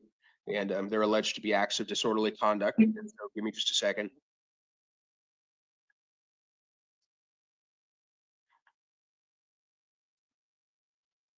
So that includes just multiple counts of disorderly conduct, multiple counts of threatening and intimidating, a count of preventing the interfering with the use of a telephone during an emergency, and a count of assault, or I'm sorry, 3 counts of assault. Again, all of which are alleged to have happened this morning. So, sir, you're presumed innocent of all these charges. All right. You have the right to remain silent. Anything you say about this case could be used against you. And so, just a second.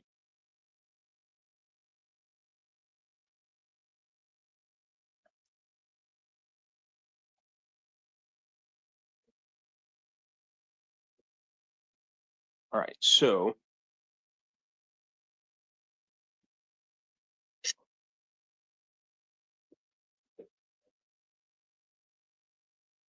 I have also reviewed the information supplied by pretrial services.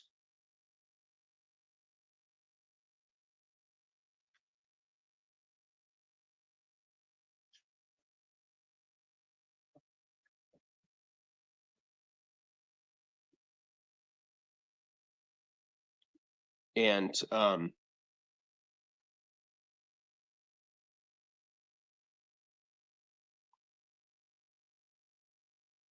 sir, I'm going to impose a $2,500 cash only bond in this matter. And given the allegations, the new allegations, and it does also appear, and you do have the right to remain silent. So I'd encourage you to not say anything after I say this, but it appears that you may be on felony probation as it relates to a felony level domestic violence allegation. So for those reasons, sir, I am going to hold you on that $2,500 cash only bond. And so your next court date in this matter is going to be in front of Judge Million. And that's going to be on the 28th. So next Wednesday. And it's going to be at 1:30 in the afternoon. If you post that bond, sir, and you find yourself out of custody, there's certain conditions that you're going to need to follow. That includes that you not commit any acts of domestic violence, and you consume or possess no alcohol or illegal drugs.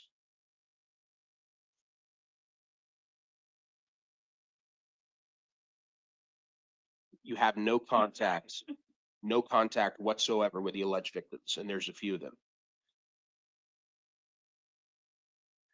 So this includes Rosa Ortiz, Sandra Ortiz, and 3 minor children.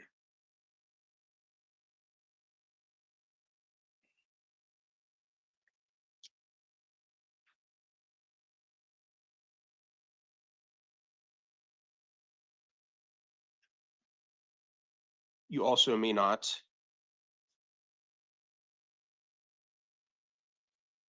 go to the victim's residence or place of work and may not return to the incident location. I'm appointing the city public defender to represent you, sir. And this is also the time set for your arraignment in this case. And so I'm going to enter pleas of not guilty on your behalf, sir. As I said earlier, you're presumed innocent of all these charges. Really important that you come back to court, because if you don't come back to court, sir, if you were to bond out and you don't come back to court, then not only could you get a warrant for your arrest, but these cases could go to trial in your absence. And if you were not there for the trial or convicted in your absence, then you could lose the ability to appeal that conviction if you were not sentenced within 90 days. Do you understand this, sir? Yes. All right. And when I say no contact means no contact of any kind. This is not just in person. It means no calls from the jail, no contact of any kind. All right, sir. You're excused. Right. Okay. So I did have a question. Yes, sir. Question for you. 2,500 is it's a full 25? Full 25 cash only. Roger that. All right. Thank you. I appreciate you. Thank you.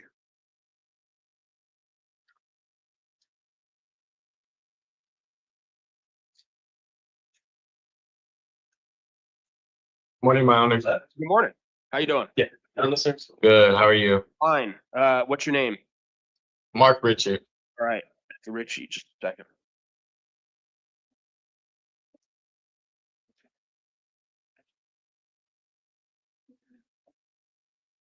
All right, so Mr. Ritchie, I'm seeing you on a new charge. Yeah, it's a new charge alleging that you committed disorderly conduct, alleged to be an act of domestic violence. That's alleged to have happened about 2:45 this morning. So just a second.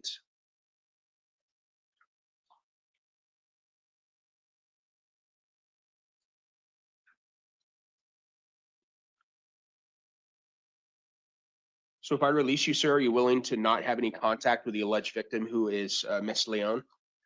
It's my honor. All right.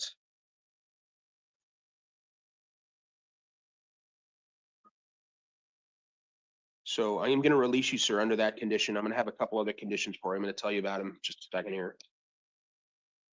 So your next court date is going to be, it's going to be on February 24th. You're going to get paperwork that says this. Okay. It's going to be at 1:30 in the afternoon. And that's going to be in front of Judge Million.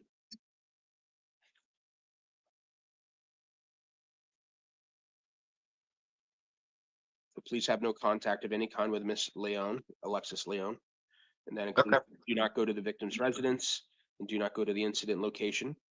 I'm going to release you, sir. You also need to not possess or consume any alcoholic beverages or illegal drugs and commit no acts of domestic violence. Also going to order that you possess no firearms or weapons. And so, given that you're willing to, you're willing to abide by these conditions, sir? Yes. Okay. In light of that, sir, you're going to be released. You should be out of custody in a couple hours here, and then you'll get paperwork that has this information. One last thing, then we'll be done. This is also the time set for your arraignment. You are, I'm going to enter pleas of not guilty on your behalf. And sir, you need to come back to court, because if you don't do that, a warrant could issue for your arrest. And also, you could be convicted in your absence. And if you were convicted in your absence, then you could lose the ability to appeal that conviction if you were not sentenced within 90 days, right? Okay. And I have one question. I have belongings at Miss Leon's house. Can I get a police escort to get my stuff? Yes, good question. So when they do that, I'm going to check that box on there. So there's a process for doing that, and the jail probably has more information. And so yes, you can do that, sir. Okay, thank you so much, You got it. Yep. Have a good day. You too.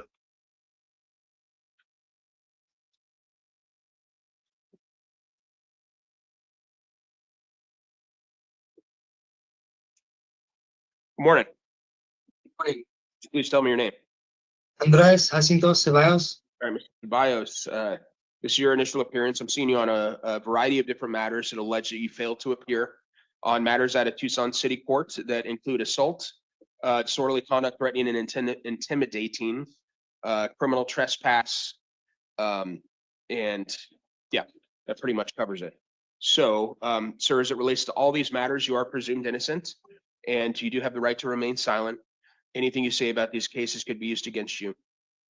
So just a second.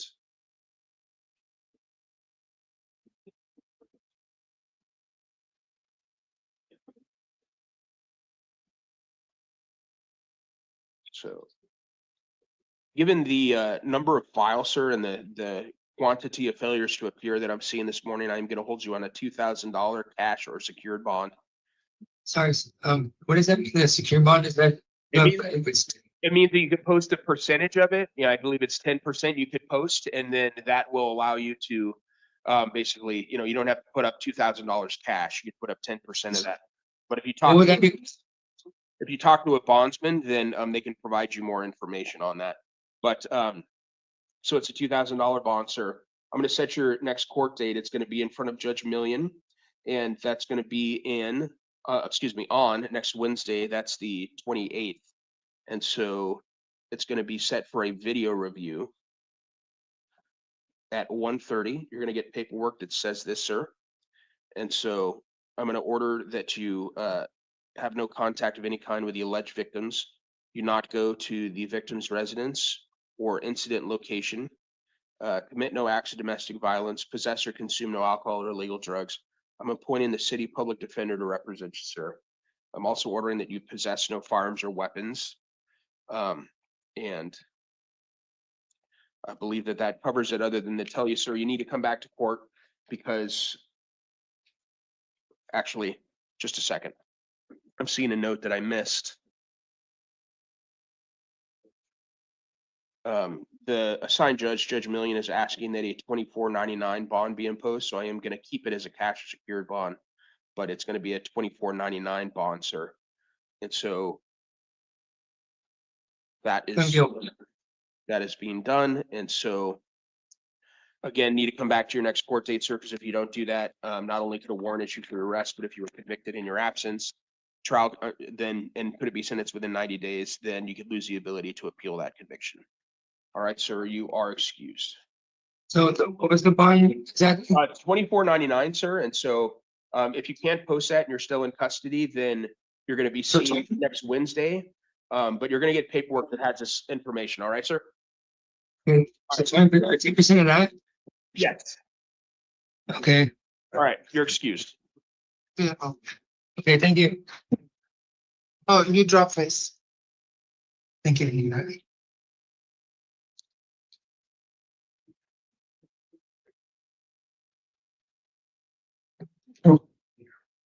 Morning, sir. Morning. Please tell me your name. Ricky Ray Montiel. All right, Montiel, just a second.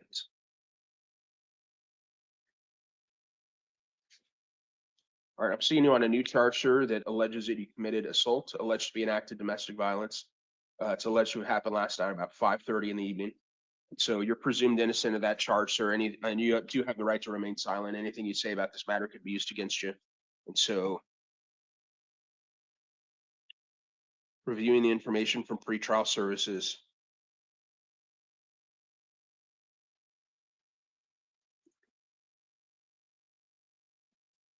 Okay, so it looks like the alleged victim is Miss Chow, Stephanie Chow. And so she did not oppose, she does not object to your release from custody, and said that you're welcome to come back to the residence. Further contact is okay with her. And so for all those reasons, sir, plus the fact that pretrial services indicates that you're 1 out of 1 on both of the scales that, govern my thought process, I'm going to order that you are released, sir, on your promise to appear. And so I'm going to set a next court date for you. However, certain additional conditions are going to be imposed. They are that you possess or consume no alcoholic beverages or illegal drugs, commit no acts of domestic violence, and that you possess no firearms or weapons. And so in light of that, sir, your next court date is going to be in front of Judge Verena, and that's going to be on February 20th at 9 o'clock in the morning. And you're going to get paperwork that says all this. So please be sure to come back at that time, sir. This is also the time set for your arraignment. I'm going to enter a plea of not guilty on your behalf. You need to come back to your future court dates, because if you don't do that, then trial could go forward in your absence. And if you were convicted at that trial, then you'd lose the ability to appeal that conviction if you weren't sentenced within 90 days. And so that takes care of that. Also, you could get a warrant for your arrest, sir, if you don't show up. All right, so you are excused. Okay, thank you. You're welcome.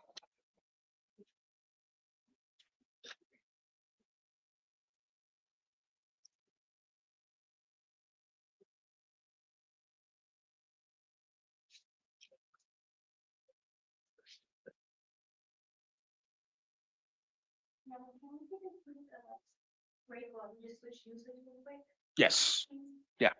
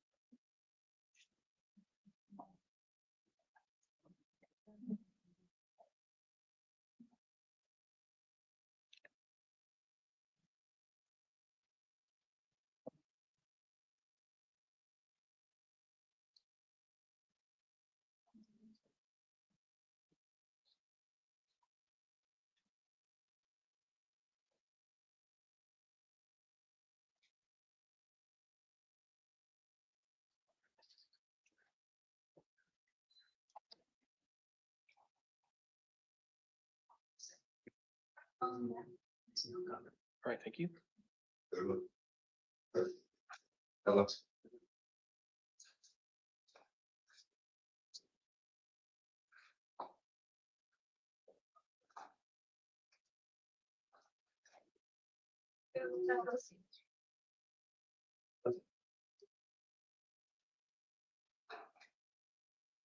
Good morning, sir. Morning, Your Honor. Just tell me your name.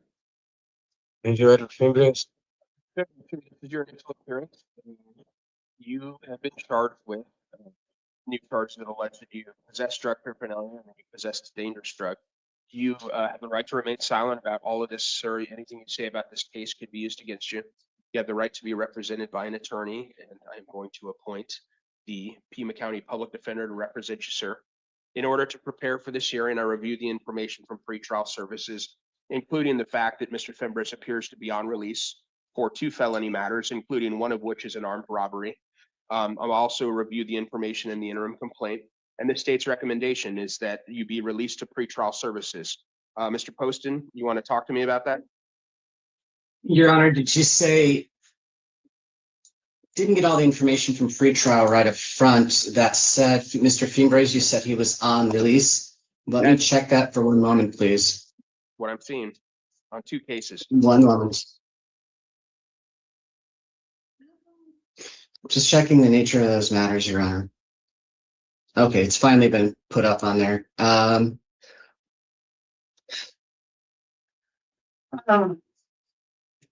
Yeah, Your Honor, this is the state is amending to hold without bond. Okay, thank you. And Ms. Simonet Keller? Thank you, Your Honor. We are asking for release to pretrial services, and Ibu Court is not inclined for a nominal bond for time credit due to Mr. Fimbres' indigent status. His stepfather said he can use his address for mail, and also he can offer transportation, and is currently not a violent offense. And he also needs to be screened for mental health and substance abuse, and this would be easier for him to do outside of Pima County Jail. And I would like to note that he is steps eligible, and this is the only person I was not able to talk to. Thank you very much. So the couple things. So first of all, the court is going to order that Mr. Fimbres be held without bond. We're going to set a no bond hearing, and it's going to be on the 27th. So that's going to be on Tuesday, the 27th in Superior Court at 1:30 in the afternoon. It's going to be in front of Judge Miller. And so Mr. Fimbres, given the nature of the charges that you're in front of now, this simple possession drug allegations, it looks like you may be eligible for a program called STEPS. And so what that is a program for folks that may benefit from some support as it relates to a substance abuse problem, to help them get, some treatment and so forth, things of that sort. And if you're eligible for it and you complete the program, sir, then this case would be dismissed and it would go away effectively. So is that something that you're interested in learning more about, sir? Yes. Okay. So in light of that, I'm also going to set a second hearing. It's going to be a steps hearing, and that's going to be on January 29th. That's 1 week from today at 9 o'clock in the morning. It's going to be in Superior Court in front of Judge Miller. And if you're out of custody at the time of that hearing, sir, you need to come back to that court date, because if you don't do that, then a warrant could issue for your arrest. And if you're eligible for steps, you could lose the ability to participate in steps. I'm also setting a preliminary hearing, and that's going to be on February 2nd at 1:30 in the afternoon. Given that Mr. Fimbres is going to be held in custody, I'm not asking to continue the PH date. So we're going to set it on February 2nd at 1:30 in the afternoon. And I believe that covers it. So thank you very much, sir. You are excused. Hi, Your Honor. You know how you said this was an initial appearance? Yes, sir. I'm not trying to be under initial appearance. I would like to go under special appearance. So, sir, this is just your first hearing in front of a judge. You're going to have an opportunity to speak with your attorney at the public defender's office to talk through more of these issues between now and then. So please be sure to get in touch with him and talk with him about what's going on. All right, sir, you are excused.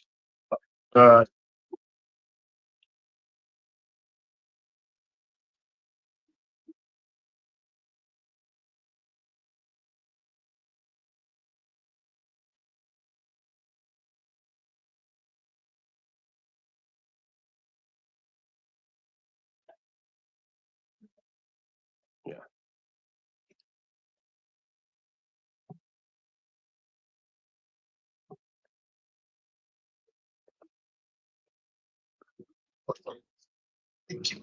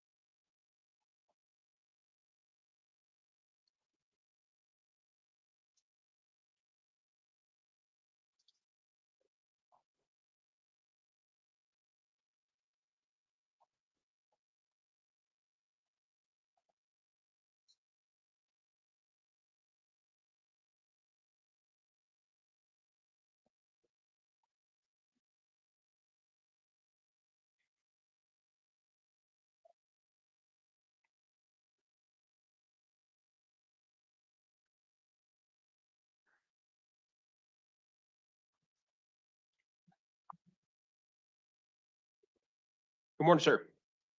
Hello, Mr. Eduardo Gardner. Garner, sir, I'm seeing you. This is your initial appearance. I'm seeing you on new matters that allege you aimed a laser at an occupied aircraft, that you possessed a narcotic drug, you possessed a dangerous drug, and that you possessed drug paraphernalia. I saw all 4 of these charges, sir. You are presumed innocent. You do have the right to remain silent. I'm also seeing you on 3 failures to appear out of 2 of which are out of Pima County Justice Court. The 3rd is out of Tucson City Court, alleging that you failed to appear in relation to charges including possession of drug paraphernalia and criminal trespass. So you have the right to be represented by an attorney during the proceedings in this case. And so to that end, I am appointing the Pima County Public Defender to represent you, sir. Ms. Simonette Keller is seated to your left. She's going to help you out for the purpose of today's hearing. In order to prepare for it, I reviewed the information in the interim complaint, the information from pretrial, and the state's recommendation is a $5,000 bond plus release to pretrial if that's posted. Mr. Poston, anything further, sir? Yes, Your Honor. The state needs to emphasize how incredibly dangerous it is for aircrew and the innocent people that are living on the ground underneath where aircraft are legally flying. The danger that lays in an aircraft like that cannot be overestimated. It is absolutely blinding. The pilot has no time to react before it hits, and it typically can take several minutes for one's eyesight to recover from something like that. That, along with the drugs, the state believes 5,000 is entirely appropriate. All right, thank you very much, Ms. Seaman-Keller.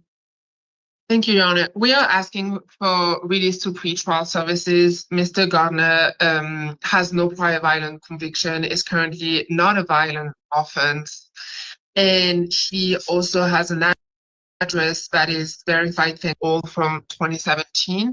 If the court is not inclined, we are asking for a low bond due to his indigent status, Your Honor. Thank you very much. The court does note that he's a 6 out of 6 on the NBCA scale and also the failure to appear scale. Given that information and the new allegations, while he is presumed innocent, the court, and also the failures to appear in the other misdemeanor matters, the court's going to impose a $5,000 cash secured bond. If you post that bond, sir, you're out of custody. You're going to be supervised by pretrial services. So please submit to any monitoring or treatment that they ask you to submit to. You're going to be ordered to not possess any firearms or weapons, possess or consume no alcohol or illegal drugs. You're also being ordered to not possess any laser emitting devices, so please don't have any of those if you get out of custody. And so your next court date is going to be a preliminary hearing that's going to be on February 2nd, 1:30 in the afternoon. Please stay in contact with your attorney at the PD. They can tell you more about that. Now we're going to move on to the failures to appear on the other matters. Let's start with the Justice Court matters. The first one alleges that you failed to appear on that drug paraphernalia charge. On that, sir, I'm actually going to release you. So your next court date on that one is going to be on February 12th. And it's going to be at 11 o'clock in the morning for a case management conference. So please stay in contact with your public defender. They can maybe help coordinate that a little bit. Actually, you know what? Never mind. Actually, I'm appointing Janet Altschuler to represent you, sir, on that Justice Court matter. And her information is on the paperwork, so including her phone number. So you'll have that, sir. And then finally, we have well, I should say finally at a Justice Court. You also have you failing to appear on a separate charge of possession of drug paraphernalia. I'm going to set your next court date on that one at the same day and time as the other one at a Justice Court. That's February 12th, 11 o'clock in the morning. I'm going to release you on that matter. However, I am appointing Janet Altschuler to represent you on that case, sir. Again, her information's on that paperwork. So there's that. And then finally, the city court matter that you failed to appear on, that alleges that you committed criminal trespass in the first degree. That's alleged to have happened back on December 22nd of 2025. And given that I'm holding you on the felony, sir, I'm going to release you on that one as well. And your next court date in city court. So we have 3 courthouses now where you got stuff going on. Your next court date in city court is going to be as follows. That's right. Yeah. So it's going to be on February 13th at 9 o'clock in the morning. And that's going to be for what's called a non-transport review. I'm appointing the city public defender to represent you. And so you'll be able to work with them. And on that, sir, on all these matters, it's important to note that you got to come back to court. If you don't do that, sir, a warrant will issue for your arrest. And also ordering you possess or consume no alcoholic beverages or illegal drugs on that case. As it relates to the city court matter, this is also the time set for your arraignment. And so I'm going to enter pleas and not guilty on your behalf, sir. And as it relates to that, you need to come back to future court dates, because if you don't do that, sir, you could be convicted in your absence. And if you could not be sentenced within 90 days of that conviction, then you can lose the ability to be to appeal that conviction. All right. So, sir, you are excused. Thank you.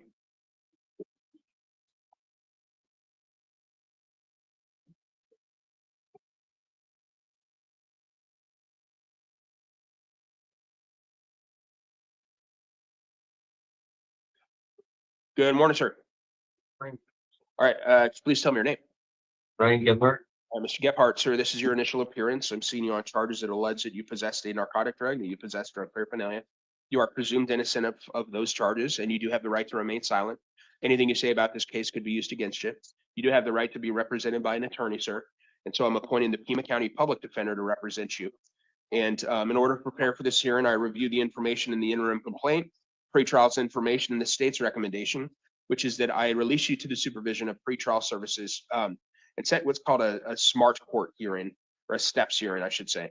Anything further from the defense in light of that? For release to pretrial services and willing to waive time. Okay, thank you very much on that. So, Mr. Gephardt, it's my understanding that Ms. Simonette Keller already told you a bit about steps, but it's really a great opportunity for you, sir, or for anyone that could potentially benefit for some support as it relates to a substance abuse problem. So we're going to set a steps court hearing. It's going to be 1 week from today on Thursday, the 29th at 9 o'clock in the morning. All right. And so please come back to that court date, because if you don't come back to that court date, sir, then you could lose the ability to participate in steps. And so, and that's a really good thing to participate in, assuming that you're eligible for it, because if you do what they say, then the case gets dismissed before you even get indicted. So it's a really good deal. And to the extent that you could benefit for some help, then it's good to get the help as well. So do you understand all that, sir? Yes, sir. All right. So steps hearing 1 week from today, preliminary hearing is going to be on March 9th of 2026, given that defense counsel is indicating that they're willing to waive time. Sir, I'm going to order that you possess no alcohol or illegal drugs while your opinion in this case. And so please come back to that court date, because if you don't do that, sir, a warrant could issue for your arrest and you could get back into custody. All right. Good. All right. You're going to be released in a couple hours. Have a good day, sir. Thank you.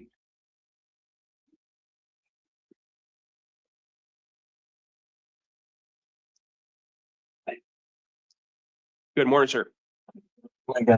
Please tell me your name. Gary Gregory. So, Mr. Gregory, sir, I'm seeing you on a couple matters. So let's see.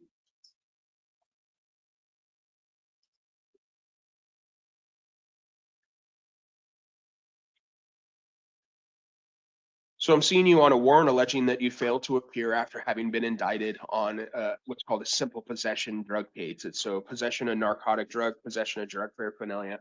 That's alleged to have happened back on July 8th of 2025. Also seen you on new charges that allege the same thing, that you possess a narcotic drug, you possess drug paraphernalia. As to all these matters, sir, you are presumed innocent, and you do have the right to remain silent. Anything you say about them could be used against you. I'm going to appoint an attorney, and it's going to be just a second. Who's the attorney?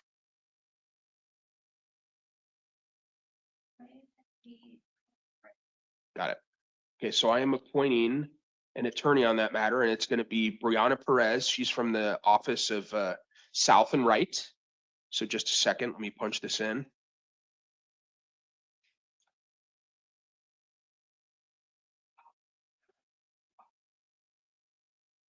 Just a second.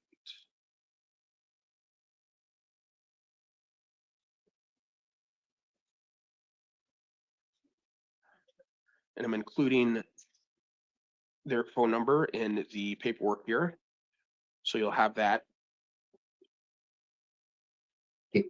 And so as to the first, so I'm sorry, I said it, review the information from pretrial and the state's recommendation, which is as to the new case. As to the new case, that you'd be released to pretrial services, and that I said a steps hearing. And then as to the case that you appear to have failed to appear on, a $500 bond plus release to pretrial services if that bond is posted. So, Ms. Simonette Keller, anything, what would you like me to know? Your Honor, we are requesting release to pretrial services. Mr. Gregory is employed, is currently not a violent offense. He has no prior violent conviction. Apparently, his former girlfriend also stated that he can use her address for residence purposes, and she can also offer transportation to and from the court.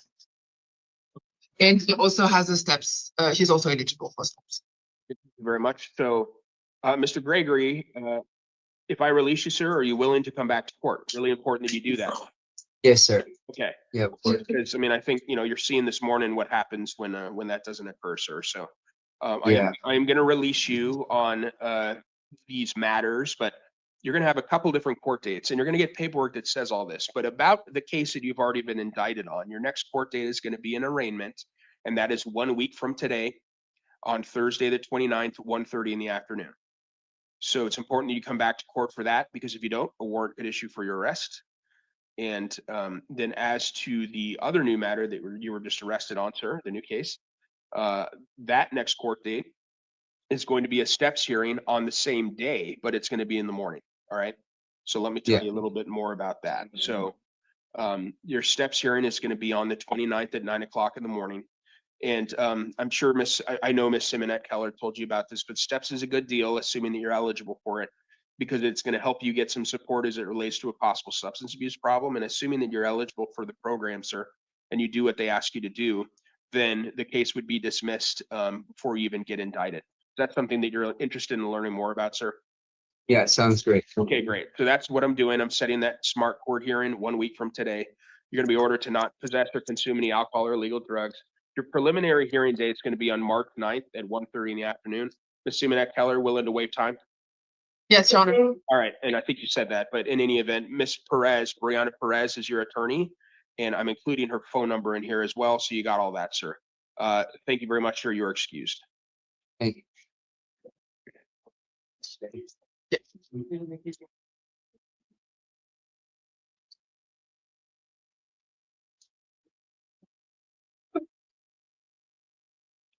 Good morning, sir. Good morning, Your Honor. Can you tell me your name? My name is Ruben Griffin. Griffith, sir, this is your initial appearance, and I am seeing you on charges that allege that you committed 8 counts of organized retail theft and 1 count of shoplifting. And so you are presumed innocent of all these charges, sir. You do have the right to remain silent. Anything you say about the case could be used against you. And so I'm going to appoint an attorney. It's the Pima County Public Defender to represent you, sir. In order to prepare for this hearing, I reviewed the information from pretrial, reviewed the information in the interim complaint and the state's recommendation. The state is recommending that you be held without bond, which says that if you are out on release on 1 felony case and then pick up a new felony case that happened while you were on release, then the law says that you can be held without bond. So, Ms. Simonette Keller, anything, what would you like me to know on this? Your Honor, we are asking for this hearing to take place within the max, like 5 days. Okay. All right, so that's what I'm going to do. I'm going to order that Mr. Griffith be held without bond. However, we're setting a no bond hearing for you, sir. That no bond hearing is going to be on Tuesday at 1:30 in the afternoon. It's going to be in front of Judge Miller. And so you'll be seen at that time, sir. And what happens at that hearing is basically you're entitled to what's called due process to see if you should be held without bond for the foreseeable future. So there's a hearing set on that Tuesday to see whether or not you're going to be held without bond for the foreseeable future. Another option is that a bond could be set for you, sir. In any event, that hearing's on Tuesday, 1:30 in the afternoon. I'm ordering that you possess no firearms or weapons, you consume no alcohol or illegal drugs. Also ordering that you not go back to any Target store, period. Like you and Target cannot coexist any longer. Do you understand, sir? Yes, Your Honor. All right. And so I'm also setting your preliminary hearing. It's going to be on February 2nd, 1:30 in the afternoon. And so that covers that. If you do get out of custody, sir, then it's important that you come back to court, because if you don't do that, a warrant will issue for your arrest. All right, so that takes care of it. And so, sir, you are excused.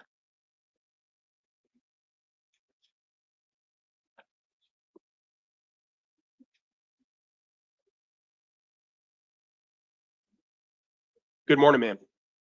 Morning, Please tell me your name. Amber Rose Kale. All right, Ms. Hale, I'm seeing you on a couple matters. So the first alleges new charges alleging that you possessed a dangerous drug, that you possessed drug paraphernalia.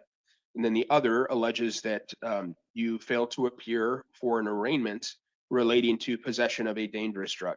So to all these matters, ma'am, you are presumed innocent. You do have the right to remain silent. Anything you say about this case could be used against you.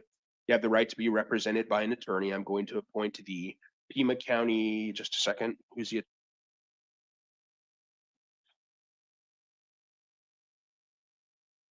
public defender is going to be appointed to represent you.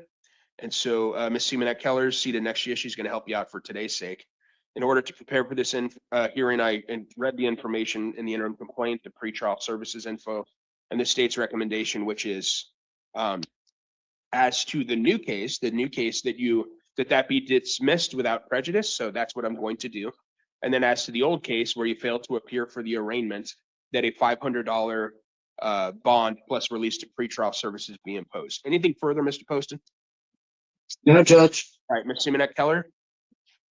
Your Honor, we are asking for the old case if it would be possible to lower the amount as Miss Kell is indigent and will have no way of paying that amount.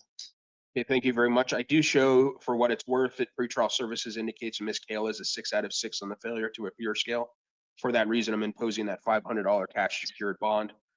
The next court date on that matter is going to be an arraignment. So that's going to be 1 week from today, 1:30 in the afternoon in Superior Court. I'm appointing the public defender. I think I said that. Ma'am, you're going to be ordered, if you get out of custody, to not possess any alcohol or illegal drugs, not possess any firearms or weapons. So that takes care of that. And then as to the new case, the court is going to grant the state's motion to dismiss that matter. So that's good news. That case is going away. And so that takes care of that, ma'am. So you do have that arraignment, regardless of whether you're out of custody, you need to be in Superior Court 1 week from today for that arraignment, because if you don't show up, ma'am, a new warrant will issue for your arrest. Do you understand? Yeah, so am I getting released today? No, it's a $500 cash secured bond. And it's the only case that you have left is the older case. So if you're able to post that $500 cash secured bond, then you need to be back a week from now. And if you're still in custody, you'll be seen over at court on that. All right. Thank you. Yep.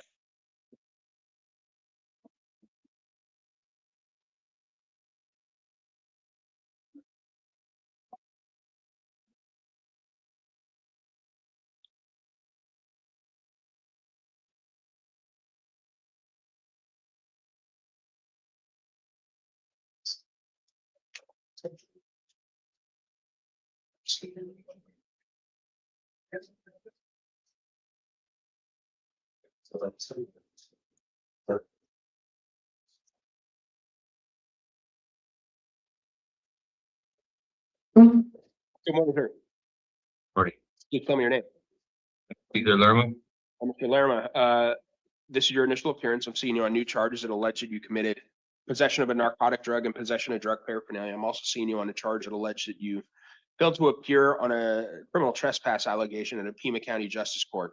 There's also an out-of-county warrant that you're being seen on out of Casa Grande Justice Court that looks to date back to 2021. On all these matters, sir, you're presumed innocent. You do have the right to remain silent. Anything you say about these cases could be used against you. I'm going to appoint an attorney to represent you on the felony matter that we're going to talk about. And that is the Pima County Public Defender, sir. And so as it relates to the felony, I reviewed the information in the interim complaint, the state's recommendation, and the info from pretrial. It looks like you're eligible for a program called STEPS, which Ms. Simonette Keller's told you about. It's a great program that could result in this case being dismissed if you're eligible for it and you complete what they ask you to complete. Is that something that you're interested in, sir? Yeah. All right, very good. So we're going to set your next court date's going to be a STEPS hearing. It's going to be 1 week from today on the 29th, on Thursday, the 29th at 9 o'clock in the morning in Justice Court. Or, I'm sorry, in Superior Court. It's going to be in front of Judge Miller downtown. So, and then the state is fine with your release to pretrial services on the felony matter. So that's what I'm going to do. And I'm going to order, sir, that you not possess or consume any alcohol or illegal drugs. You possess no firearms or weapons. Really important that you come back to that court date, sir, a week from today, because if you don't do that, you could lose the ability to participate in STEPS, and a warrant could issue for your arrest. All right, you understand, sir? Yes, sir. All right, so I'm releasing you on the felony matter. And counsel, are you willing to waive time on the preliminary hearing? Yes, Your Honor. All right, so we're going to set the preliminary hearing date. That's going to be on March 9th, 1:30 in the afternoon. So that takes care of the felony. Now let's move on to the Casa Grande matter. On that, I'm going to release you on the Casa Grande matter. Your next court date on that is going to be on February 6th at 9 o'clock in the morning.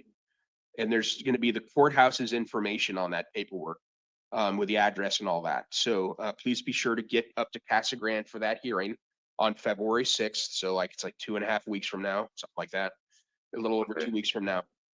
And if you know that you're not going to be able to get up there for that court hearing, you may be able to reach out to the court and get an extension. I'm not promising you that they'll grant that, but it's important to either be there in person to handle it or make steps to get that hearing continued. Because if you don't do that, you'll just get a new warrant and the cycle continues. All right, sir? Okay. All right, so I'm releasing you on that matter. And then finally, we have a matter out of Pima County Justice Court that alleges that you failed to appear on a criminal trespass allegation. I'm going to release you on that matter as well, sir. But again, just stressing the importance of coming back to court Your next court date on that one is going to be on February 2nd at 8:30 in the morning. That's going to be a justice court downtown. And so you'll get the information on that court date and where to go in some more paperwork that you're going to get today, sir. So that takes care of it all, and you are excused. All right. Thank you. You're welcome.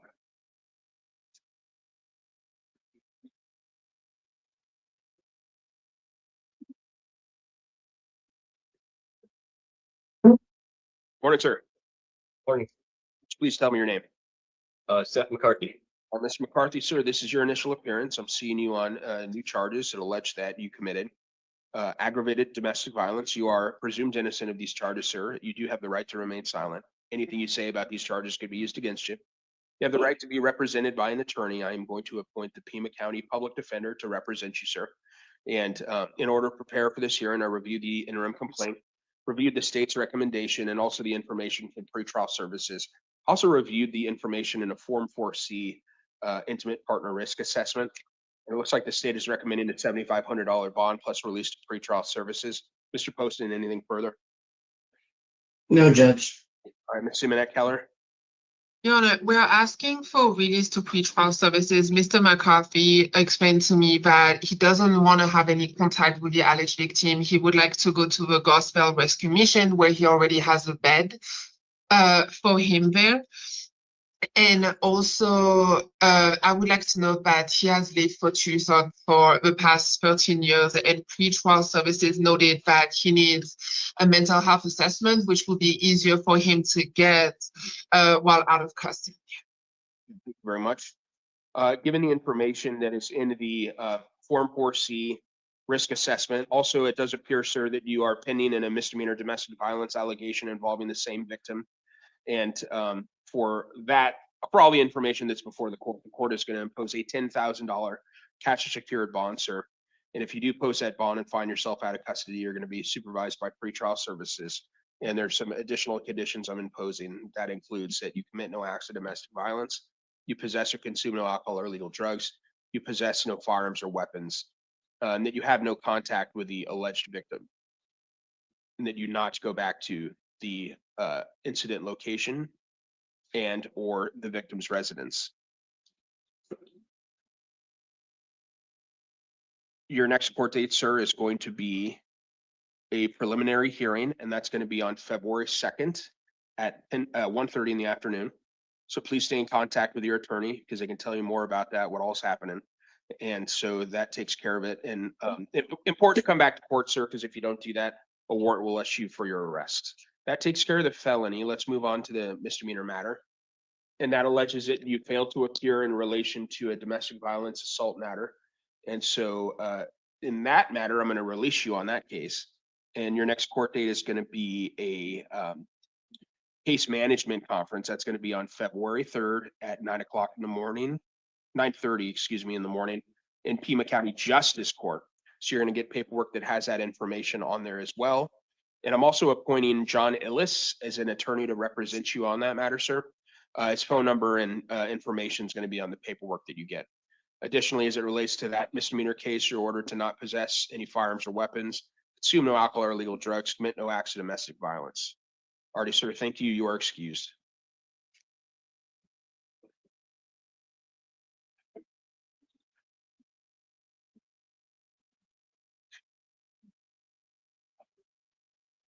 Good morning, sir. Morning, Your Honor. Could you please tell me your name? Christian Ornelas. Mr. Ornelas, this is your initial appearance. I'm seeing you on charges that allege that you committed weapons misconduct, essentially that you are prohibited from possessing weapons, but that you possessed one. You are presumed innocent of that charge, sir. You do have the right to remain silent. Anything you say about this case could be used against you. You have the right to be represented by an attorney. I am appointing the Pima County Public Defender to represent you, sir. Ms. Simonette Keller is going to help you out this morning. She's seated next to you.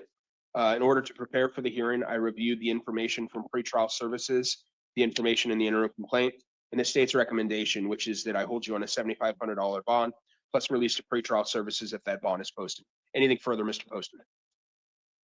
Your Honor, the defendant has a very recent and a very serious DV prior, and therefore the state believes $7,500 is entirely appropriate. All right, thank you, Ms. Simonette Keller. Just one moment, Your Honor.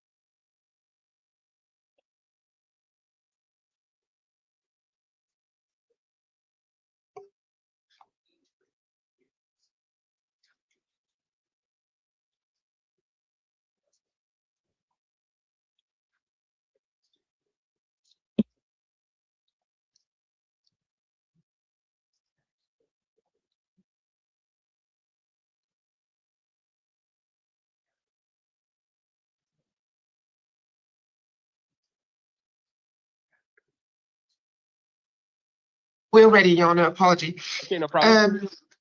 We are asking for release to pre-trial services. Mr. Ornelas has 0 prior failure to appear in the past 2 years. It is currently not a violent offense.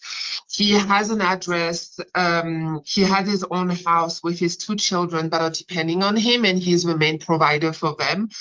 He also goes to Pima Community College, is about to graduate and enroll at U of A.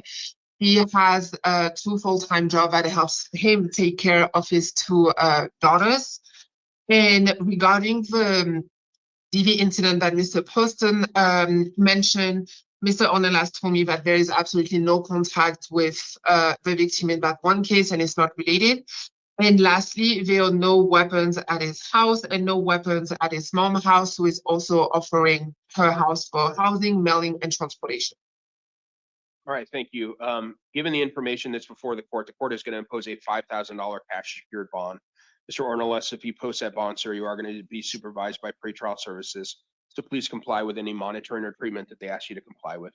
I'm also ordering that you possess no firearms or weapons, so please don't do that. Additionally, consume no alcohol or illegal drugs. I'm appointing the Pima County Public Defender to represent you. Your next court date is a preliminary hearing. That's going to be on February 2nd at 1:30 in the afternoon. So please stay in contact with your attorney at the PD's office. They can tell you more about that. All right, sir. And also, you need to come back to court because if you don't do that, a warrant could issue for your arrest. Okay. Yes, sir. All right, you're excused. Thank you.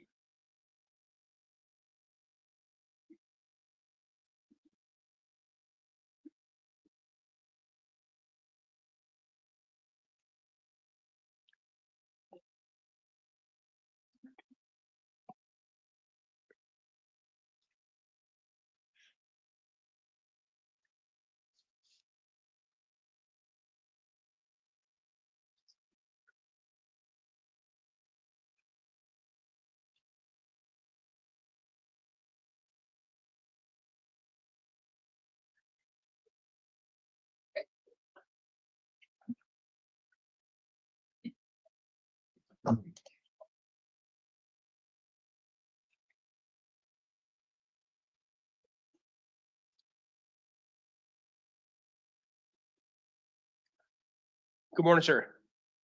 Good morning. Please tell me your name. Todd Jones. All right, and sir, this is your initial appearance. Seeing you on charges that allege that you committed DV kidnapping, kidnapping alleged to be an act of domestic violence, and then aggravated assault, impeding breathing, alleged to be an act of domestic violence. It's alleged to have happened back on January 16th. Sir, you're presumed innocent of these allegations. You do have the right to remain silent. Anything you say about this case could be used against you. You have the right to be represented by an attorney, sir. To that end, I'm appointing the Pima County Public Defender to represent you, sir. Ms. Simonette Keller is seated next to you. She's going to help you out for the purpose of today's hearing. And I've reviewed the information from pretrial services and the interim complaint, along with the state's recommendation, which is a $20,000 bond, plus release to pretrial services if that bond is posted. Mr. Poston, anything further, sir? Your Honor, these allegations are very, very concerning. This court is well aware of what the statistics say about strangulation in a DV context. The only thing that's keeping this recommendation at 20,000 for the state is the fact that there's no prior. All right, thank you, Ms. Simonette Keller. Thank you, Your Honor. We are asking for release to pretrial services. As mentioned by Mr. Wilson, he has no priors, no failure to appear. He also has his own house, so there will be like no contact with the alleged victim. And then Ms. Morgan also mentioned that she actually would like further contact and she does not object to his release from custody. He also has a full-time job. He is self-employed. So he will only be able to make money if he's released out of custody. And that is it, Your Honor. Okay, thank you very much. Given the information before the court is going to impose a $10,000 cash secured bond, sir. If you post that bond, you are going to be supervised by pretrial services, so please comply. Agreement that they ask you to comply with. Additionally, the court is going to order that you possess no firearms or weapons. You consume no alcohol or illegal drugs. You commit no acts of domestic violence. You have no contact with the alleged victim. No contact means no contact. That means in or out of the jail. Can't call her, can't see her, anything of that sort. You're going to have an attorney at the public defender's office. If they think that's something a future judge ought to change, they can file a motion for you to try and get that switched. But for now, it's the order of the court that you have no contact with the alleged victim. And that includes not going to the victim's residence, victim's work, or the incident location. Do you understand that, sir?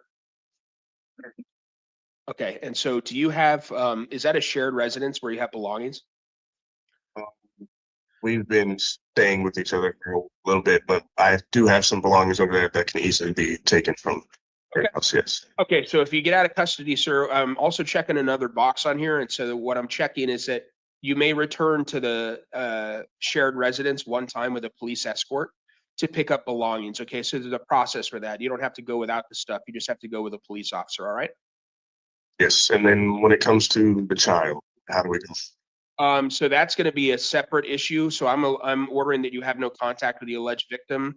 And so as it relates to, is it a shared custody? What's going on with that? It was, but it dropped. There's no longer a shared custody type thing. It's just mom and dad. Okay, so I am not going to make any orders as it relates to that, but to the extent that there could either be a family plan or some other, family court situation going on, I'm going to defer to whatever has been ordered there. I'm not going to make any orders as it relates to that right now. You cannot have any contact with the alleged victim. So if the alleged victim would be the other person to have custody of the child, then that means that you're not going to be able to have contact with the alleged child or with the child in the short term at least. Okay, does that make sense? Yes, sir. Okay, thank you. You are released, or you're excused, excuse me. You're going to be held on that $10,000 bond though, unless you post it. Okay, have a good day.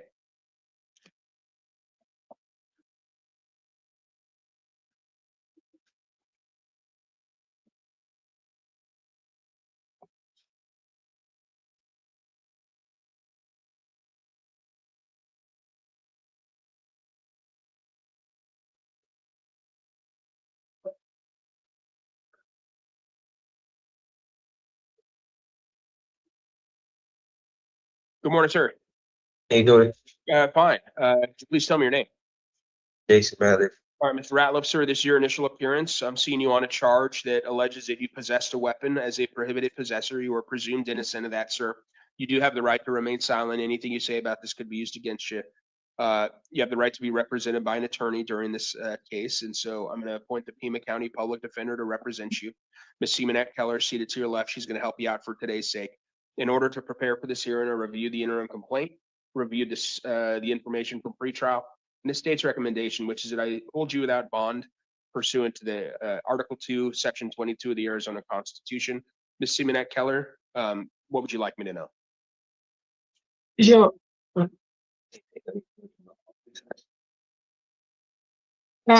Your Honor, we're arguing for Mr. Ratliff to have a bond or to be released. He is currently not a violent offense. He has apparently zero prior failure to appear in the past 2 years. He has a full-time employment. And he has just mentioned to me that he apparently has followed everything that was asked of him. Like, one second, Your Honor. Sure.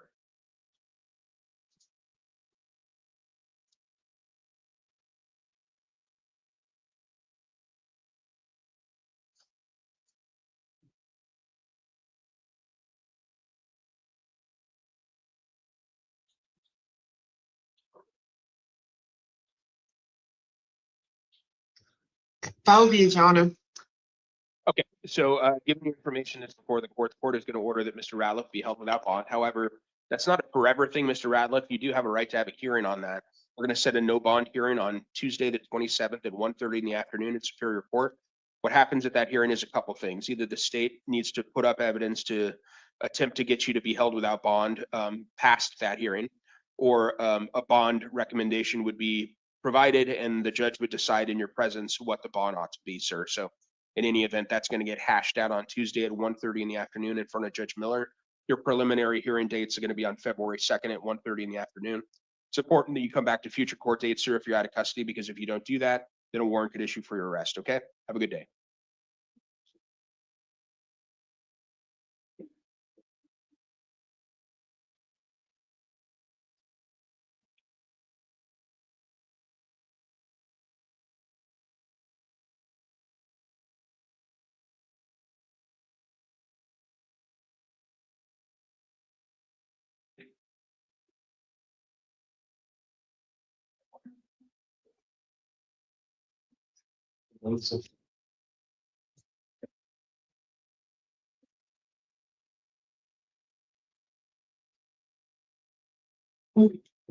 Good morning, ma'am. Good morning, Your Honor. Tell me your name. Cassandra Romo.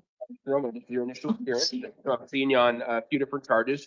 One of which alleges you possessed a dangerous drug for sale, another that you possessed a weapon in a drug offense, also that you possessed a narcotic drug, you possessed a dangerous drug, and you possessed drug paraphernalia. So as to all these allegations, ma'am, you are presumed innocent of all of them. You do have the right to remain silent. Anything you say about these matters could be used against you. You have the right to be represented by an attorney. I'm appointing the Pima County Public Defender to represent you, ma'am. In order to prepare for this hearing, I reviewed the information in the interim complaint, the information from pretrial services, and the state's recommendation, which is I hold you on a $10,000 bond plus release to pretrial services. Mr. Poston, anything further? No, Judge. All right, Ms. Simonet Keller. Yes, Your Honor. We are asking for release to pretrial services. Ms. Romo has 0 prior felony conviction, 0 prior failure to appear, and it is also not currently a violent offense. And she has an address that was verified thanks to her ID that is in Arizona. And she is a lifelong resident of Tucson, so she is not a flight risk as she has been of Tucson, of Arizona, as she has been here for the past 42 years. Okay, thank you. I am going to impose a $7,500 cash secured bond. It's just allegations, ma'am, and you were presumed innocent, but it appears that we're talking about 8 ounces of meth. So because of that, that's why I'm imposing that bond. It's going to be a cash or secured bond. Your next hearing is going to be a preliminary hearing on February 2nd, 1:30 in the afternoon. I'm also ordering that if you do post that bond, you're out of custody, you possess no firearms or weapons, you consume no alcohol or illegal drugs, and that covers it. So please stay in contact with your attorney, ma'am. They'll have more to tell you about what all's going on here, all right? And that covers it. Thank you.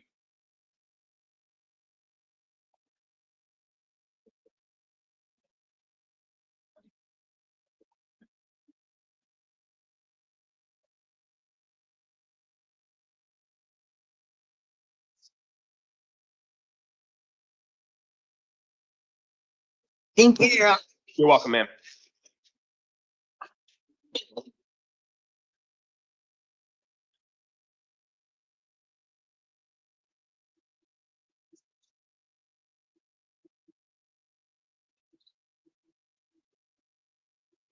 Good morning. Please tell me your name. Jasmine Short. I'm Ms. Short. This is your initial appearance. I'm seeing you on a new charge that alleges that you committed disorderly conduct with a deadly weapon or dangerous instrument, and you are presumed innocent of that. It's alleged to be an act of domestic violence. You do have the right to remain silent. Anything you say about this case could be used against you. You have the right to be represented by an attorney. I'm appointing the Pima County Public Defender to represent you. Ms. Simonet Keller is seated to your left. She's going to help you out for today's sake. In order to prepare for this hearing, I reviewed the information from pretrial, the information in the interim complaint, the state's recommendation, which is that I hold you on a $10,000 bond plus release to pretrial if that bond is posted. Ms. Simonet Keller. Yes, Your Honor. Seriously. We are asking for release to pretrial services. She is a level 1. She has been noted by pretrial services as level 1 nonviolent. It is currently not a violent offense. She has zero prior felony conviction. Also 0 prior violent conviction and no prior failure to appear as well. She has been a resident of Arizona for the past 13 years.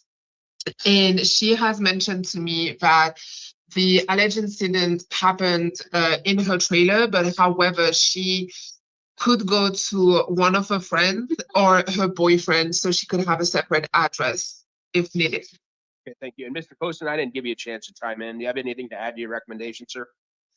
State submits on the written record. All right, thank you. So, given the information that's before the court and in absence of other criminal history for Ms. Short, ma'am, I am willing to release you to the supervision of pretrial services. However, there's some really important conditions that I need you to follow. First among them is that you possess no firearms or weapons, that you consume no alcohol or illegal drugs, and you have no contact whatsoever with the alleged victim. You do not go back to the alleged victim's residence, place of work, or incident location. Are you willing to follow all those conditions, ma'am? Yes, sir, but I don't understand how I need to get like. Hold on, talk to your attorney so that she can help answer that for you, probably. So my clothes, my purse, and my. Your Honor, she will need to get her belongings out of her train. Yeah. Yeah, no problem, no problem. So that's a really good point and a good question, ma'am. So what we can do, and I'm going to check the box here, is that you may return one time with a police escort to the trailer to get your belongings, ma'am. So that's a fairly common need, so no worries on that. You just need to do it with a police officer, ma'am. You understand? Yes, sir. All right, and in light of that and the other conditions you are telling me you're willing to follow, the court is going to release you to the supervision of pretrial services. Your next court date is going to be on February 11th at 1:30 in the afternoon. So please stay in contact with your attorney at the PD's office. They can tell you more about that, all right? Yes, sir. Thank you, Yeah, sir. you're welcome. Have a good day. You too.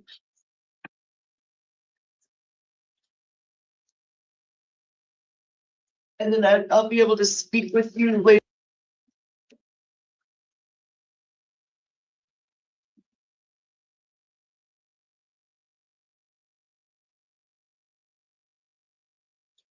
So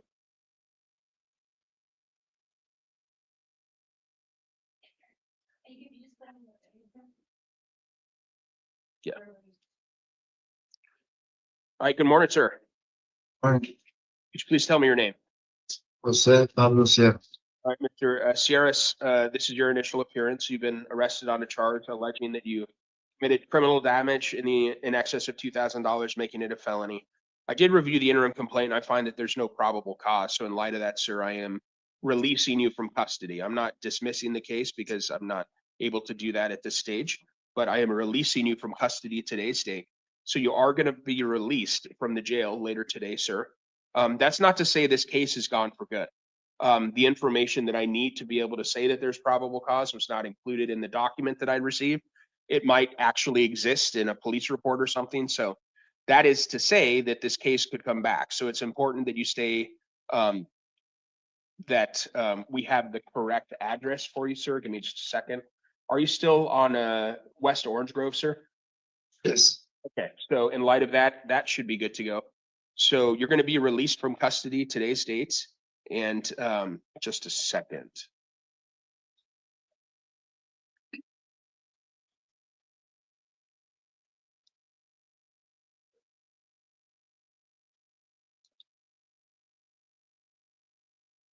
All right, so that takes care of it, sir. Just a second. Anything? All right, so that takes care of it, sir. You're excused. You should be out of the jail in probably a couple hours, sir. All right. Thank you so much. Have a good day. You're welcome.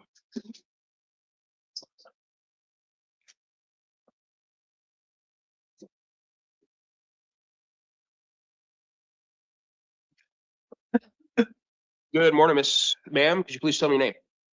Jamie Thistle. All right, Ms. Thistle, this is your initial appearance. I'm seeing you on charges that allege that you committed possession of a dangerous drug, possession of drug paraphernalia, and then possession of a narcotic drug. So as to all these matters, you are presumed innocent. You do have the right to remain silent. Anything you say about this case could be used against you. I'm appointing an attorney to represent you. It's going to be the Pima County Legal Defender's Office. They're going to represent you. And in order to prepare for this hearing, I reviewed the information in the interim complaints. the state's recommendation and also the information from pretrial. The state is recommending a $5,000 bond plus release to pretrial services if that bond is posted. And just a second. So it looks like the state is recommending that bond in lieu of you being held without bond, which says that if you are pending in one felony case and then you are arrested on a new felony case while that first case is pending, that the law allows you to be held without bond. So the state's not asking for that. They're asking for $5,000 instead of that. Mr. Poston, anything further, sir? No, Your Honor. You all are correct, is all the above. Keller.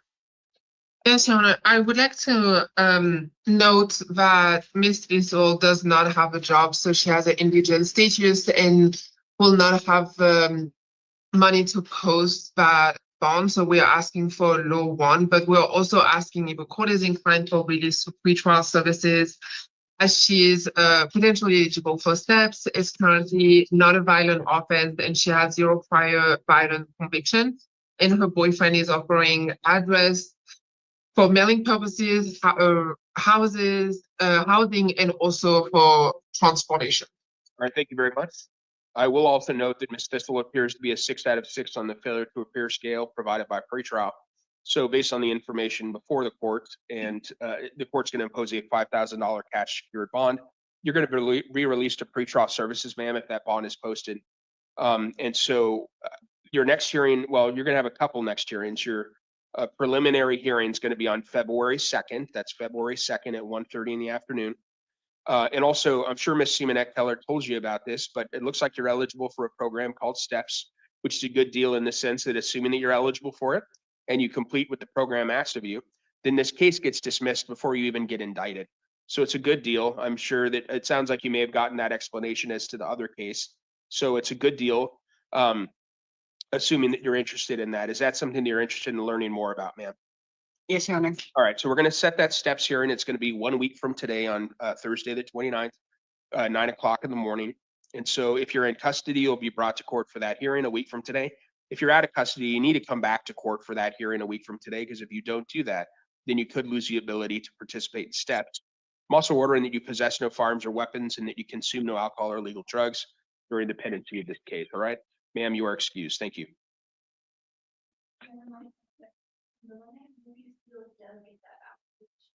Oh, okay. Let me go back to that. Oh, okay. Cool. Thank you. Morning, sir. Morning. Please tell me your name. Jesus Vasquez. All right, Mr. Vasquez, sir, this is your initial appearance. I'm seeing you on charges that allege that you committed a sale of narcotic drugs and you possess drug paraphernalia. As it relates to that, sir, and you're also being seen on a failure to appear warrant out of Tucson City Court relating to a drug paraphernalia charge. On all this stuff, sir, you're presumed innocent. You do have the right to remain silent. Anything you say about any of this could be used against you. You have the right to be represented by an attorney, and I am appointing the Pima County Public Defender to represent you, sir. In order to prepare for this hearing, I reviewed the information from pretrial services, the information in the interim complaint, and the state's recommendation, which is that I hold you on a $10,000 bond plus release to pretrial services if you are released. Mr. Poston, anything further?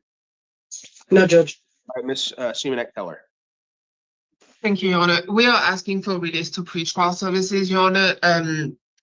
Mr. Vasquez, offense is currently not a violent one. He has an address that was verified thanks to his ID.